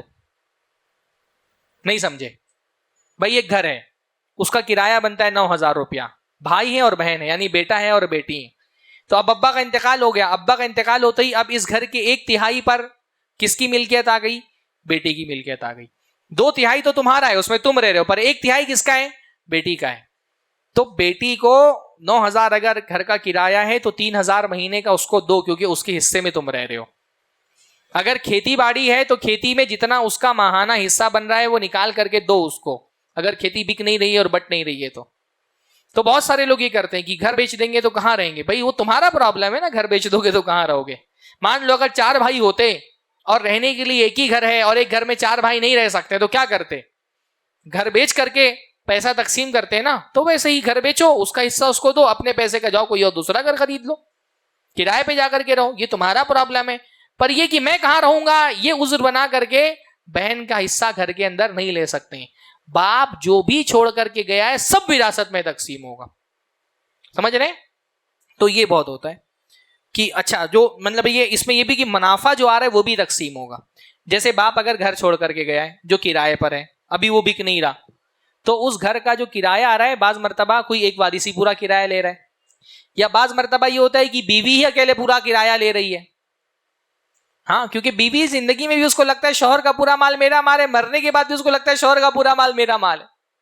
تو جو بھی کرایہ آ رہا ہے اکیلے اماں لے رہی ہیں, بیوی لے کر کے بیٹھی ہے, بچوں کو نہیں دے رہی ہے. جیسے گھر میں سارے وارثین کا حصہ ہے، ویسے اگر کوئی گھر کرائے پہ دیا ہوا ہے تو اس کے کرائے میں بھی اسی مناسبت سے سارے وارثین کو حصہ ملے گا. بیوی ہے، بیٹا ہے اور بیٹی ہے تو بیوی کو صرف کرائے میں 8واں حصہ ملے گا. باقی جو کرایہ آ رہا ہے وہ بیٹی کو بیٹے کا آدھا، یعنی بیٹے کو بیٹی کا ڈبل ملے گا. تو منافع بھی تقسیم کیے جائیں گے. ہاں، ایسے ہی ایک غلطی اور کیا ہوتی ہے کہ بعض لوگ کیا ہوتے ہیں، جیسے کسی کا بینک میں اکاؤنٹ ہے. اب بینک میں اکاؤنٹ ہے تو نامینی کس کو بناتا ہے؟ بیوی کو بنا دیا مان لیجیے نامینی. اب آدمی کی موت ہوئی، بینک میں اچھا خاصا کیش رکھا ہوا ہے. اب وہ نامینی فارم فل کر کے پورا کیش اکیلے لے کے بیٹھ جاتے ہیں کہ میرا نام نامینی میں تھا. تو نامینی اصل میں کیا ہوتا ہے؟ نامینی اصل میں وصی ہوتا ہے نا، اس کے حق میں وصیت ہوتی ہے. اور میں نے کیا بتایا؟ وارث کے حق میں وصیت نہیں ہو سکتی ہے. تو بیوی کو اگر نامینی بنایا تھا تو بیوی پورا کیش اکیلے نہیں لے سکتی ہے یہ بول کر کہ نامینی میں میرا نام تھا، بلکہ اس کو کیا کرنا پڑے گا؟ وہ کیش ترکے میں لوٹانا پڑے گا، وہ سارے وارثین میں تقسیم ہوگا. یہ ساری باریکیاں ہیں. یہ موضوع میں نے کتاب سے نہیں تیار کیا ہے، یہ جو میرے پاس مسائل آتے ہیں سماج کے ان سے تیار کیا ہے. بیوی کا نام نامینی میں تھا تو وہ پورا بینک کا پیسہ خالی کر کے اپنے پاس ہے، یا کبھی کسی بیٹے کا نام نامینی میں ہوتا ہے تو بیٹا پورا مال لے کر کے اکیلے خود بیٹھ جاتا ہے. بھائی بیٹا وارث ہے نا، تو وارث کے حق میں وصیت نہیں ہوتی ہے، تو وارث کو جو پیسہ ملے گا اس کو وہ ترکے میں لوٹانا پڑے گا. پھر اس کے بعد وہ سارے وارثین میں تقسیم ہوگا. پر وہ نامینی کے نام پر پورا مال بیٹا کبھی اکیلے لے لیتا ہے، بیٹی کبھی اکیلے لے لیتی ہے، کبھی ماں کے لیے لے لیتی ہے، حالانکہ وہ بھی ترکہ ہے اور وہ سارے وارثین میں برابر تقسیم ہوگا. ایک مسئلہ یہ بھی ہوتا ہے کہ بعض مرتبہ ماں کا انتقال ہوتا ہے تو اس کا زیور اکیلے بیٹی لے لیتی ہے. بولتی اماں نے بولا تھا زیور تو پورا لے لینا، یا مائیں بول بھی دیتی ہیں ہار اس کو دے دینا، بالی اس کو دے دینا اور کنگن اس کو دے دینا. ایسا نہیں چلے گا. ہاں، جیسے بیٹیوں میں بعض عورتیں بیٹیوں میں بانٹ دیتی ہیں کہ میرے مرنے کے بعد میرا کڑا تم لے لینا اور میری بالی تم لے لینا، میرا ہار تم لینا. یہ نہیں چلے گا. وہی مسئلہ ہے کہ بیٹیاں کیا ہیں؟ یہ سب کی سب وارث ہیں، تو وارث کے حق میں وصیت نہیں ہوگی. وہ سارا مال جو ہے وہ ترکہ سمجھا جائے گا اور وہ سارے وارثین میں جو شریعت کا حکم ہے اس کے حساب سے تقسیم ہوگا. ایک غلطی بہت زیادہ ہوتی ہے، وہ یہ ہوتی ہے کہ بعض مرتبہ بیوی جو ہے وہ پوری پراپرٹی پہ اکیلے قبضہ کر کے بیٹھ جاتی ہے، وہ کسی کو بھی نہیں دیتی. یہ بہت زیادہ کیسز آتے ہیں. خاص طور پہ اگر کم عمری میں شوہر کی وفات ہو گئی ہے تو بیوی کیا کرتی ہے؟ پوری پراپرٹی لے کے اکیلے بیٹھی ہوئی ہے. وہ نہ ماں کو دے رہی ہے، نہ بیٹے کو دے رہی ہے، نہ بیٹی کو دے رہی ہے، اکیلا قبضہ جما کے بیٹھی ہوئی ہے. کرایہ آ رہا ہے اکیلے لے رہی ہے، گھر میں بھی پورا اکیلے بیٹھی ہوئی ہے. بیٹے پریشان ہیں، بیٹیاں پریشان ہیں، وہ کسی کو نہیں دے رہی ہے. بیوی کا زیادہ سے زیادہ کتنا حق بنتا ہے؟ 8واں حصہ اگر اولاد ہے تو، اور اگر اولاد نہیں ہے تو 4تھا حصہ. اس سے زیادہ کا وہ دعویٰ کر ہی نہیں سکتی ہے. 1/4 سے زیادہ اس کو کسی بھی صورت میں نہیں ملے گا. پر کیا ہو رہا ہے کہ بیوی پورا کا پورا مال لے کے بیٹھی رہتی ہے. بعض مرتبہ بیٹے بیٹی ہیں ان کو بھی نہیں دے رہی، بعض مرتبہ بیٹے بیٹے نہیں ہیں تو کس کو ملے گا حصہ؟ اس کے بھائی بہنوں کو جائے گا. پر یہ چھوڑ ہی نہیں رہی ہے، یہ پوری جائیداد پہ قبضہ کر کے اکیلے بیٹھی ہوئی ہے. وہ نہ بھائی بہنوں کو اس کے لینے دے رہی ہے، نہ بیٹا بیٹی کو لینے دے رہی ہے. تو ایسا نہیں چلے گا. بیوی کا جتنا حصہ ہے صرف اتنے حصے پر دعویٰ وہ کر سکتی ہے، اس کے علاوہ جو مال وارثین کا ہے ان کے وارثین میں تقسیم ہوگا. اچھا، ایک چیز اور بہت اہم ہے، مختصراً میں بتاتا ہوں. ابا نے اگر اپنی بہن کو والد کی جائیداد میں حصہ نہیں دیا تھا، کسی بندے کا انتقال ہو گیا، اب وہ جس کا انتقال ہوا ہے اس کے ابا کی پراپرٹی میں اس کی بہن کا حصہ بن رہا تھا، اس نے وہ حصہ نہیں دیا. اب اس نے حصہ نہیں دیا تو کیا یہ وارثین اب وہ حصہ لے سکتے ہیں آپس میں؟ نہیں. اگر ابا نے اپنی بہن کو جائیداد میں حصہ نہیں دیا تھا تو بیٹوں کو وہ حصہ پھوپھی کا نکال کر کے دینا پڑے گا. ان کو پھوپھی نہیں زندہ ہے تو ان کے وارثین کو دینا پڑے گا. ابا نے نہیں دیا تھا یہ اس بات کا عذر نہیں بن جاتا کہ ہم بھی نہیں دیں گے. سمجھ رہے ہیں نا؟ نہیں سمجھ رہے؟ ہاں، مان لیجئے دادا کی پراپرٹی تھی بہت بڑی، اب دادا کے انتقال کے بعد ابا کے ہاتھ میں آئی. اب ابا کی ایک بہن بھی تھی، پر دادا کی جائیداد میں ابا نے اپنی بہن کو حصہ نہیں دیا تھا. اب ابا کا بھی انتقال ہو گیا، اب وہ پراپرٹی ہم بیٹوں میں تقسیم ہونے کے لیے آئی ہے، تو بیٹے اس جائیداد کو اکیلے نہیں لے سکتے. وہ پھوپھی کا حصہ ان کے لیے حلال نہیں ہو جائے گا، بلکہ پھوپھی کا حصہ نکال کر کے پھوپھی کو دینا پڑے گا. اور پھوپھی کا انتقال ہو گیا تو پھوپھی کے جو وارثین زندہ ہیں ان کو دینا پڑے گا، وہ حلال نہیں ہو جائے گا. اور ابا پر اپنے رحم کرو کہ دے دو جو حصہ انہوں نے نہیں دیا تھا، ہے نا. ابا سے اگر محبت ہے اور ابا نے پھوپھی کو جائیداد میں حصہ نہیں دیا تھا تو دے دو، ہو سکتا ہے اس حصہ نہ دینے کی وجہ سے قبر میں ان کو عذاب ہو رہا ہو اور تم لوٹا دو گے تو وہ اپنے عذاب سے بچ جائیں گے قبر کے. تو یہ بھی مسئلہ ایک ہوتا ہے. اچھا, ایک غلطی بہت سارے لوگ یہ کرتے ہیں کہ ایک سے زیادہ شادی جب کرتے ہیں نا تو پراپرٹی تقسیم ہوتی ہے تو کچھ لوگ ایسا کرتے ہیں دونوں بیویوں کو آدھا آدھا دے دیتے ہیں. یہ بہت میں نے دیکھا ہے. 2 بیویاں ہیں اور بولتے ہیں انصاف ہونا چاہیے تو دونوں بیویوں کو آدھا آدھا دے دیا. ایسا تھوڑی چلے گا. بیوی کو 8ویں حصے میں سے دیا جائے گا, ہے نہیں, 8ویں حصے میں جتنا اس کا بن رہا ہے, 1 بیوی ہو, 2 بیوی ہو, 3 بیوی ہو, 4 بیوی ہو, 8ویں حصے میں ان کو ہر کسی کو 8واں نہیں ملے گا, بلکہ 8ویں حصے میں بیویوں کو 2 ہیں تو 2 کو تقسیم کیا جائے گا, 4 ہیں تو 4 میں تقسیم کیا جائے گا. باقی جو پراپرٹی ہے وہ وارثین میں بٹے گی. اب یہ کیا ہوتا ہے کہ ساری پراپرٹی آدھی ایک بیوی نے لے لی, آدھی ایک بیوی نے لے لی. اب اس بیوی کے 4 بچے ہیں, اس بیوی کے 1 ہی بچہ ہے, تو اس کو پورا مل گیا اور اس کو 4 میں تقسیم ہوا, تو ناانصافی ہو گئی نا. اولاد کسی بھی بیوی سے ہو وہ اولاد ہے. ایون بیوی سے نہ ہو, پرانے زمانے میں لونڈیاں ہوتی تھی, ان سے بھی اولاد ہو تو وہ بھی اولاد ہے. اولاد کو ویسے ہی حصہ ملے گا, بیٹے کو بیٹی کا ڈبل, اور بیوی کو وہی ملے گا. اگر اولاد ہے تو 8واں, اولاد نہیں ہے تو 1/4. تو یہ بیویوں کو آدھا آدھا بہت سارے لوگ دے دیتے ہیں. آخری یہ ہے کہ بہت سارے لوگ بیٹے کو آنکھ کر دیتے ہیں, بے دخل کر دیتے ہیں جائیداد سے. پہلے بہت ہوتا تھا, اب اتنا نہیں ہوتا ہے کہ میری جائیداد میں فلاں بیٹے کو نہیں ملے گا. مرنے کے بعد وہ مال آپ کا رہ ہی نہیں جاتا, تو اس کے بارے میں آپ فیصلہ ہی نہیں کر سکتے. جتنا حصہ اللہ تعالیٰ نے لکھ دیا ہے وارثین کا, وہ باپ اس کو بے دخل نہیں کر سکتا ہے کہ فلاں میری فرما برداری نہیں کرتا, فلاں نے اپنی مرضی سے شادی کر لی تھی, فلاں میرا ہاتھ نہیں بٹاتا, فلاں نے میرا خیال نہیں رکھا, تو اب میری جائیداد میں اس کو حصہ نہیں ملے گا. آپ جائیداد سے کسی بھی وارث کو محروم نہیں, وصیت کر سکتے ہیں 1/3 مال کی. باقی آپ یہ کہ فلاں کو حصہ مل جائے اور فلاں کو نہیں ملے, یہ فیصلہ آپ نہیں کریں گے. آپ کے مرنے کے بعد وہ مال اب وارثوں کا جیسا ہے ویسا ہی تقسیم ہوگا. آپ نہ کسی کو جائیداد میں بے دخل کر سکتے, نہ کسی کا حصہ کم کر سکتے, نہ کسی کا حصہ زیادہ کر سکتے. مرنے کے بعد آپ کے مال میں سے وہی 1/3 مال ہے, دے دیجئے وہاں پہ نا, اور بھی سوالات ہیں نا, وہی 1/3 مال ہے, اس 1/3 مال میں سے جتنا آپ کو وصیت کرنا ہے آپ وصیت کر سکتے ہیں. تو بہرحال یہ موضوع بہت وسیع تھا, ٹائم بھی میرے پاس ختم ہو گیا ہے, تو 10 منٹ بلکہ ہے, تو 10 منٹ میں جو بھی سوالات ہیں وہ کر سکتے ہیں. ایک سوال آیا, شیخ صاحب میرے 5 لڑکے 1 لڑکی ہے, مجھلا لڑکا میرے ساتھ نہیں رہتا, اپنی بیوی بچوں کو لے کر الگ رہتا ہے, نہ خرچہ نہ احوال نہ خیال کرتا ہے والدین کا, اس کے لیے کیا کرنا ہوگا؟ بھائی دیکھیے, باپ کا اور ماں کا خرچ اٹھانا اگر وہ ضرورت مند ہے تو بیٹے پر واجب ہے. بہت سارے بیٹے ہیں تو سب پر برابر برابر واجب ہے. بیٹا اگر پیسہ کما رہا ہے, باپ کے پاس اگر پیسہ نہیں ہے, تو باپ کی بنیادی ضرورتیں پوری کرنا بیٹے کی ذمہ داری ہے. اس ذمہ داری کو وہ ادا کرے گا, نہیں ادا کرے گا تو اللہ تعالیٰ کے یہاں گنہگار ہوگا, اللہ تعالیٰ کے یہاں اس کو گناہ ملے گا. لیکن اس کا یہ مطلب نہیں کہ آپ اس کو جائیداد میں محروم کر سکتے ہیں. باپ کی نافرمانی کی وجہ سے باپ اپنے بیٹے کو جائیداد سے محروم نہیں کر سکتا. جائیداد میں تو جو اس کا حصہ بنتا ہے وہ اس کا حصہ ملے گا. البتہ اتنا ہو سکتا ہے, جیسے مان لیجئے کہ جو مال ہوتا ہے وہ الگ الگ حیثیت سے دیا جاتا ہے. جیسے ہدیے کا مال میں نے کیا بتایا, ہدیے میں سب کو برابری کرنی پڑے گی. وراثت کے معاملے میں کیا ہوگا, بیٹے کو بیٹی کا ڈبل ملے گا.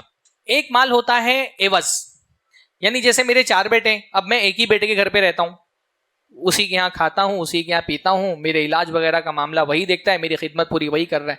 اس کی خدمت کی عوض میں اس کو کچھ مال دے سکتا ہوں. یہ مال سب کو دینا واجب نہیں ہے, کیونکہ یہ جو مال میں اس کو دے رہا ہوں یہ کیا, یہ ہدیہ نہیں ہے, یہ کیا ہے, معاوضہ ہے کہ بھائی میرا خیال رکھ رہا ہے, بڑھاپے میں میری خدمت کرتا ہے, اس خدمت کے بدلے میں زندگی میں جتنی خدمت ہے, یہ نہیں کہ اٹھا کر کے پورا گھر ہی اس کو دے دیا کیونکہ وہ خدمت کرتا ہے.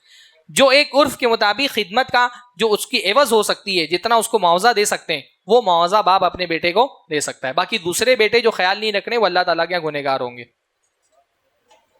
ارے ماشاء اللہ, نہیں یہ تو مجھے اندازہ تھا کہ سوال زیادہ ہو گئے. لگ رہا ہے وراثت پہ پہلی مرتبہ بیان ہوا, اتنے سارے سوالات آ گئے کہ ہوا اس سے پہلے بیان, تو اس پہ بیان کرائیے, اور بھی ایک بیان کافی نہیں ہے. شیخ اگر والدہ اپنی حیات میں برابر بیٹوں اور بیٹیوں دونوں کو برابر کا حصہ مقرر کیا تھا, لیکن ان کی وفات کے بعد بھائی اور والد از روئے شریعت دینے کو کہتے ہیں, تو کیا پتہ وہ بھی ملے گا کہ نہیں, کیا ایسا کرنا صحیح ہے, کیا پتہ وہ بھی ملے گا کہ نہیں. والدہ نے اپنی حیادت میں برابر بیٹے اور بیٹیوں کو برابر حصہ، لیکن ان کی وفات کے بعد بھائی اور والد اب عذروِ شریعت دینے کو کہتے ہیں، تو عذروِ شریعت ہی تقسیم ہوگا۔ زندگی میں اگر کوئی پیسہ تھا اور وہ برابر مل رہا تھا تو وفات کے بعد تو شریعت کے مطابق ہی تقسیم ہوگا۔ شیخ آج کل معاشرے میں بیٹے کو دہیج دے کر کے وراثت سے محروم کر دیتے ہیں، ایسا کرنا غلط ہے؟ آپ ذرا، ظاہر سی بات ہے کسی بھی جہیز کی بنیاد پر لڑکی کو وراثت سے کیسے محروم کیا جا سکتا ہے؟ لڑکیوں کو وراثت نہیں دینے کے بہت سارے بہانوں میں سے ایک بہانہ ہے کہ جہیز تو دے دیا تھا۔ پہلی بات تو یہ کہ جہیز کس کو دیتے ہیں؟ آپ بیٹی کو دیتے ہیں؟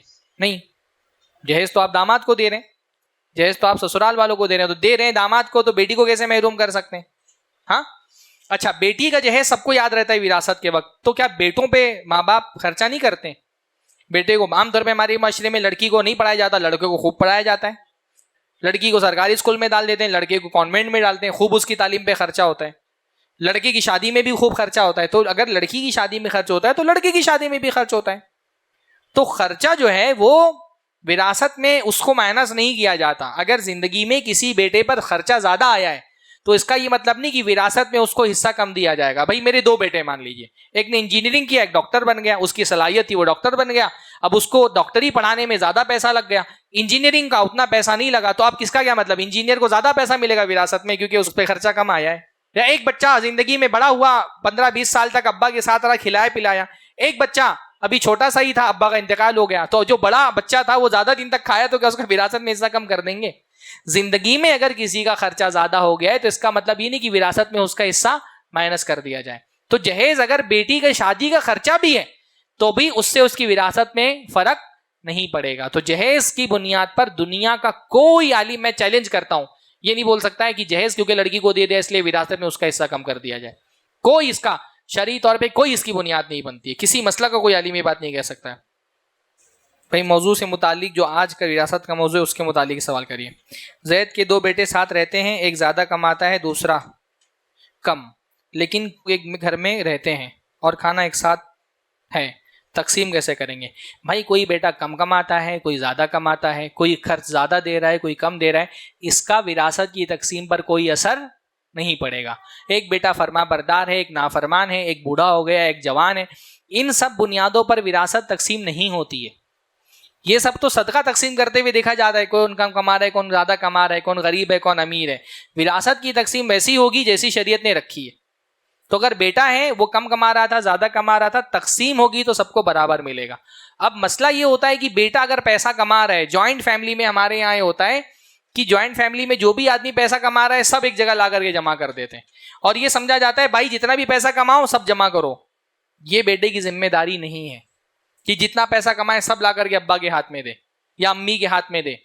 آدمی پر اتنا ہی واجب ہے کہ میرے ماں باپ اگر بوڑھے ہیں اور ان کے پاس اتنا پیسہ نہیں ہے کہ اپنی ضرورت پوری کر لیں، تو ان کی ضرورت پوری کرنا بیٹے کی ذمہ داری ہے۔ ان کی ضرورت پوری کرنے کے بعد جو مال میں کما رہا ہوں وہ میرا مال ہے، وہ جمع کرنا ایک جگہ پہ ضروری نہیں ہے۔ اب جوائنٹ فیملی میں یہ ہو رہا ہے کہ ایک بیٹا زیادہ کما رہا ہے، ایک کم کما رہا ہے، دونوں پر واجب کر دیا گیا کہ اپنا مال ایک جگہ جمع کرو۔ یہ شریعت کا مسئلہ نہیں۔ شریعت میں شادی کے بعد یا بچہ بڑا ہونے کے بعد جو بھی پیسہ کمائے گا وہ اس کا اپنا پیسہ ہے۔ ماں باپ اس سے صرف اتنے پیسے کا مطالبہ کر سکتے ہیں جتنا ان کی ضرورت ہے، اور اگر ضرورت نہیں تو اس کا بھی مطالبہ نہیں کر سکتے۔ مثلا باپ کے پاس اگر پیسہ ہے اپنے علاج معالجے کا، کھانے پینے کا، تو وہ بیٹے سے نہیں مانگے گا، پھر وہ اپنی ضرورت خود پوری کرے گا۔ لیکن باپ اگر بوڑھا ہو گیا ہے اور اس کے پاس اپنے کھانے پینے، رہائش اور علاج معالجے کے لیے پیسہ نہیں، تو جتنا اس کی ضرورت ہے اتنے پیسے کا مطالبہ وہ اپنے بچوں سے کر سکتا ہے۔ اس کے علاوہ بچے جو پیسہ کما رہے ہیں وہ ان کا ہے۔ سسٹم میں یہ بولنا کہ نہیں جوائنٹ فیملی ہے تو سب لوگ کم کماؤ یا زیادہ کماؤ، ایک ہی جگہ جمع ہوگا اور سب میں برابر تقسیم ہوگا، یہ شریعت کا حکم نہیں ہے، یہ ہماری سماجی روایتیں ہیں، اور اس کی وجہ سے پھر مسائل پیدا ہوتے ہیں، نا انصافیاں ہوتی ہیں۔ بڑا بھائی کما رہا ہے بیچارہ محنت سے، چھوٹا بھائی یہ دیکھ کر کے کہ بڑا کما رہا ہے خود محنت نہیں کرتا ہے کیونکہ حصہ تو سب کا برابر کا لگ رہا ہے۔ یہ جوائنٹ فیملی کی سسٹم کی جو خرابیاں اس میں سے ایک ہے۔ اگر ماں نے زیور کی وصیت کر دی کہ زیور میری بیٹی کو ملے گا تو ماں کے انتقال کے بعد دینا پڑے گا کہ نہیں؟ نہیں، وصیت اگر غلط ہو تو وہ نافذ نہیں ہوگی۔ تو ماں نے اگر وصیت کر دی بیٹی کے حق میں تو اس کو نافذ نہیں کیا جائے گا کیونکہ وصیت غلط ہے، وہ مردود ہو جائے گی۔ گود لی ہوئی اولاد کو ہدیہ میں پوری سمپتی دے سکتے ہیں کیا؟ دے سکتے ہیں۔ اگر زندگی میں دے دیا ہے ہدیہ اور ایک ہی اولاد ہے تو زندگی میں صدقہ ہدیہ آپ پورا بھی کر سکتے ہیں۔ البتہ ہدیے میں بھی بعض علماء نے کہا کہ وصیت والا وہ قاعدہ ہوگا. اگر ہدیے کا مقصد اضرار ہے اپنے وارثوں کو نقصان پہنچانا تو بعض علماء نے کہا کہ ایسے ہدیے بھی نہیں دیے جائیں گے. باقی مال اگر آدمی اپنی زندگی میں صدقہ کرنا چاہے تو وہ کر سکتا ہے پورا مال, تو پورا مال اس کو زندگی میں دے سکتے ہیں. پتا کی موت کے بعد ماں اپنے زیور اپنی مرضی سے اپنی بیٹی کو دے سکتی ہے کیا؟ اگر اپنی بیٹی کو دے رہی ہے تو اکیلے بیٹی کو نہیں دے سکتی ہے. جیسے باپ کو حکم ہے کہ اولاد میں انصاف کرے, ویسے ہی ماں کو بھی حکم ہے کہ اولاد میں انصاف کرے. تو ماں یا تو سارے بچوں کو برابر برابر دے دے یا تو کسی کو نہیں دے. کسی کو نہیں دے گی تو کوئی پکڑ نہیں ہوگی, ایک کو دے گی تو پھر سب کو دینا پڑے گا, برابر برابر دینا پڑے گا. صرف باپ کے لیے وہ حکم نہیں کہ عدل کرے, ماں کے لیے بھی حکم ہے کہ وہ عدل کرے بیٹوں اور بیٹیوں کے درمیان. والدین کو علم نہیں تھا, لڑکی کو حصہ نہیں دیا, زندگی میں مدد کی تھی تو یہ تو حصہ نہیں ہوگا, ظاہر سی بات ہے. اب کیا حکم ہے کیونکہ بیٹی پریشان ہے؟ اگر والدین نے زندگی میں مدد کی تھی, اگر بیٹی مجبور ہو جائے مالی اعتبار سے, پریشان ہو جائے, تو بیٹی کی مدد کرنا باپ پر واجب ہے, ماں پر واجب ہے. یعنی اس کا نفقہ ذمے آ جاتا ہے ماں باپ کے, اس کو اپنے مال میں سے دینا پڑے گا, اس کو زکوٰۃ بھی نہیں دے سکتے, اس کا نفقہ واجب ہو جاتا ہے باپ پر یا ماں پر. اور اگر زندگی میں کسی کی مدد کر دی بیٹا یا بیٹی کی, تو اس کا یہ مطلب نہیں کہ وراثت میں اس کو حصے سے محروم کر دیا جائے گا. مان لیجیے کہ میرے 3 بیٹے ہیں, ایک بیٹے کو بڑی بیماری ہو گئی, اس کے علاج میں 5 لاکھ روپیہ خرچہ آ گیا, تو کیا وراثت میں اس کو 5 لاکھ مائنس کر دیا جائے گا کہ تمہارے علاج میں 5 لاکھ روپیہ لگا تھا؟ خرچے کا کوئی بھی اثر وراثت پر نہیں پڑے گا. تو لڑکی کی مدد کر دی, اس کا یہ مطلب نہیں کہ اب اس کو وراثت میں حصہ نہیں ملے گا. وراثت میں اس کا جتنا حصہ بن رہا ہے اس کو دینا پڑے گا.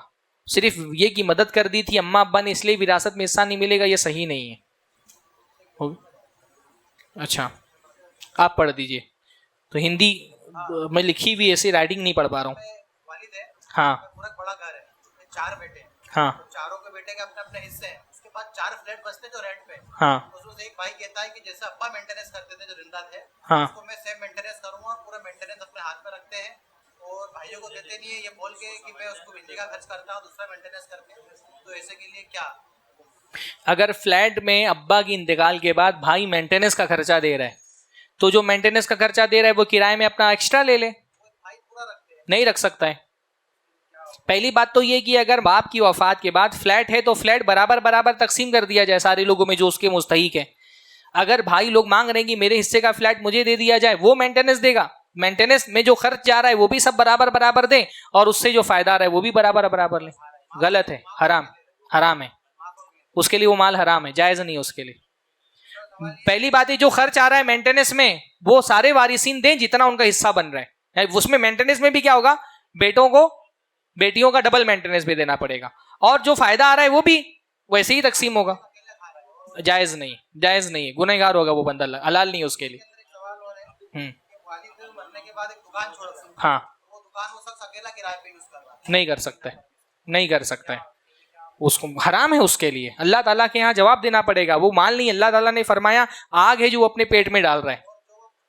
بلڈنگ ہے, وہ جو بلڈنگ ہے ہاں اس کے اندر وہ بھائی الگ الگ گھروں میں رہتے ہیں, والد کا جو گھر ہے وہ اس کا الگ الگ رہتے ہیں لیکن حصہ تو ہے. ہاں وہ بھائی بنا پرمیشن کے پورا گھر کو یوز کرتا ہے. نہیں کر سکتا ہے.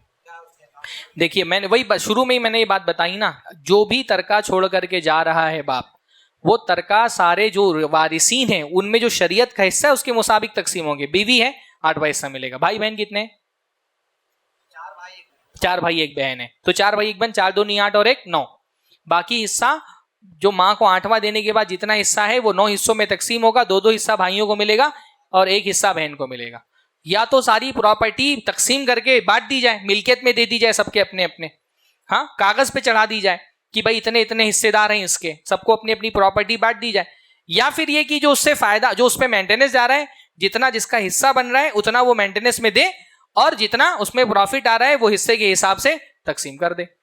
لیکن اگر کوئی بھائی جبرن دوسروں کا حصہ لے کر کے بیٹھا ہے بغیر اجازت کے اس میں تصرف کر رہا ہے, یہ حرام ہے اس کے لیے. ایکسٹرا جو بھی وہ لے رہا ہے اپنے حصے کے علاوہ, ایکسٹرا جو بھی وہ لے رہا ہے وہ جہنم کی آگ ہے جو وہ اپنے پیٹ میں ڈال رہا ہے. ایک سوال ہے, ماں اور بیٹے نے مل کر ایک گھر بنایا, تو اس میں اس کے دوسرے بیٹے اور بیٹیوں کا حصہ ہے. اب یہ بہت بڑا مسئلہ ہوتا ہے نا کہ ماں اور بیٹے نے مل کے گھر بنایا, بیٹے نے جو پیسہ لگایا وہ کس حیثیت سے لگایا. کوئی بھی ٹرانزیکشن اگر ہو رہا ہے نا رشتہ داروں میں, اس ٹرانزیکشن کی حیثیت طے کرنی چاہیے. کس حیثیت سے, مطلب بیٹے نے کس حساب سے پیسہ لگایا تھا. اگر بیٹے نے پارٹنر کی حیثیت سے پیسہ لگایا تھا کہ میں پیسہ لگا رہا ہوں اور اس میں میری اور ماں دو لوگوں کی ملکیت رہے گی, تو ظاہر سی بات ہے کہ بیٹے کی ملکیت میں اس کو حصہ ملے گا. بیٹے نے اگر ماں کو پیسہ ہدیہ کر دیا تھا کہ میں ہدیہ کر رہا ہوں آپ گھر بنوا لو, پھر اس کا اس میں کوئی حصہ نہیں رہے گا. اس لیے بیٹے سے اگر کچھ پیسہ لے رہے ہیں آپ تو اس کی حیثیت طے کریں کہ کس حیثیت سے لے رہے ہیں, اور بیٹا اگر پیسہ دے رہا ہے تو وہ بتائے کہ وہ کیا دے رہا ہے. شریعت میں کسی بھی مالی ٹرانزیکشن میں مال کی حیثیت طے کرنا بہت ضروری ہوتا ہے. بھائی جو پیسہ آپ دے رہے ہیں, مثلا جوائنٹ فیملی میں آپ پیسہ دے رہے ہیں, آپ سعودی چلے گئے کمانے کے لیے, جو پیسہ آپ ابا کو دے رہے ہیں وہ کیا ہے, وہ قرضہ ہے, وہ ہدیہ ہے, وہ کیا دے رہے ہیں آپ ابا کو, وہ دیتے وقت طے کر دیں. اب وہ زندگی بھر دیتا ہے, مرنے کے بعد بولتا ہے میں نے الگ سے پیسہ دیتا, میرا پیسہ کہاں گیا. تو بھائی دیتے ٹائم بتاؤ نا کہ کیا دے رہے تھے تم. اگر تم قرض دے رہے تھے تو اپنا پیسہ واپس لو, اگر پراپرٹی خریدتے ہوئے تم قیمت ادا کر رہے تھے تو پراپرٹی میں اتنی قیمت تم کو ملے گی. فرق ہوگا دونوں میں نا.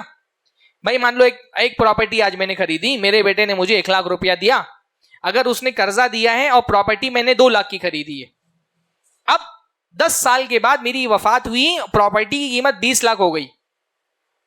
اب لڑکے کو کتنا ملے گا اس میں سے؟ نہیں ملے گا. اس نے 1 لاکھ روپیہ قرضہ دیا تھا نا, تو اس کو 1 لاکھ ہی ملے گا, اس نے قرضہ دیا تھا. پر اگر وہ 1 لاکھ اس حیثیت سے دیا تھا کہ اس گھر میں آدھا حصہ میں خرید رہا ہوں, پارٹنر میں لے رہا ہوں, تو پھر اس کو کتنا ملے گا؟ تب اس کو 10 لاکھ ملے گا. اور اگر 1 لاکھ ہدیہ دیا تھا تو کچھ بھی نہیں ملے گا. تو جو دے رہے ہو وہ طے تو کرو کہ کیا دے رہے ہو. ہمارے ٹائم دیتے ٹائم طے نہیں کرتے, بٹتے ٹائم جھگڑا کرنا شروع کر دیتے ہیں. اس لیے کوئی بھی ٹرانزیکشن کرتے ہوئے طے کر دو کہ یہ پیسہ کس حیثیت سے دے رہے ہو, خاص طور پہ جوائنٹ فیملی میں. ٹھیک ہے. بارک اللہ فیکم. سبحان اللہ بحمدی, سبحانک اللہم بحمدک, اشہد ان لا الہ الا انت, استغفرک و اتوب الیک. It's Al Fajr Educational Foundation presentation.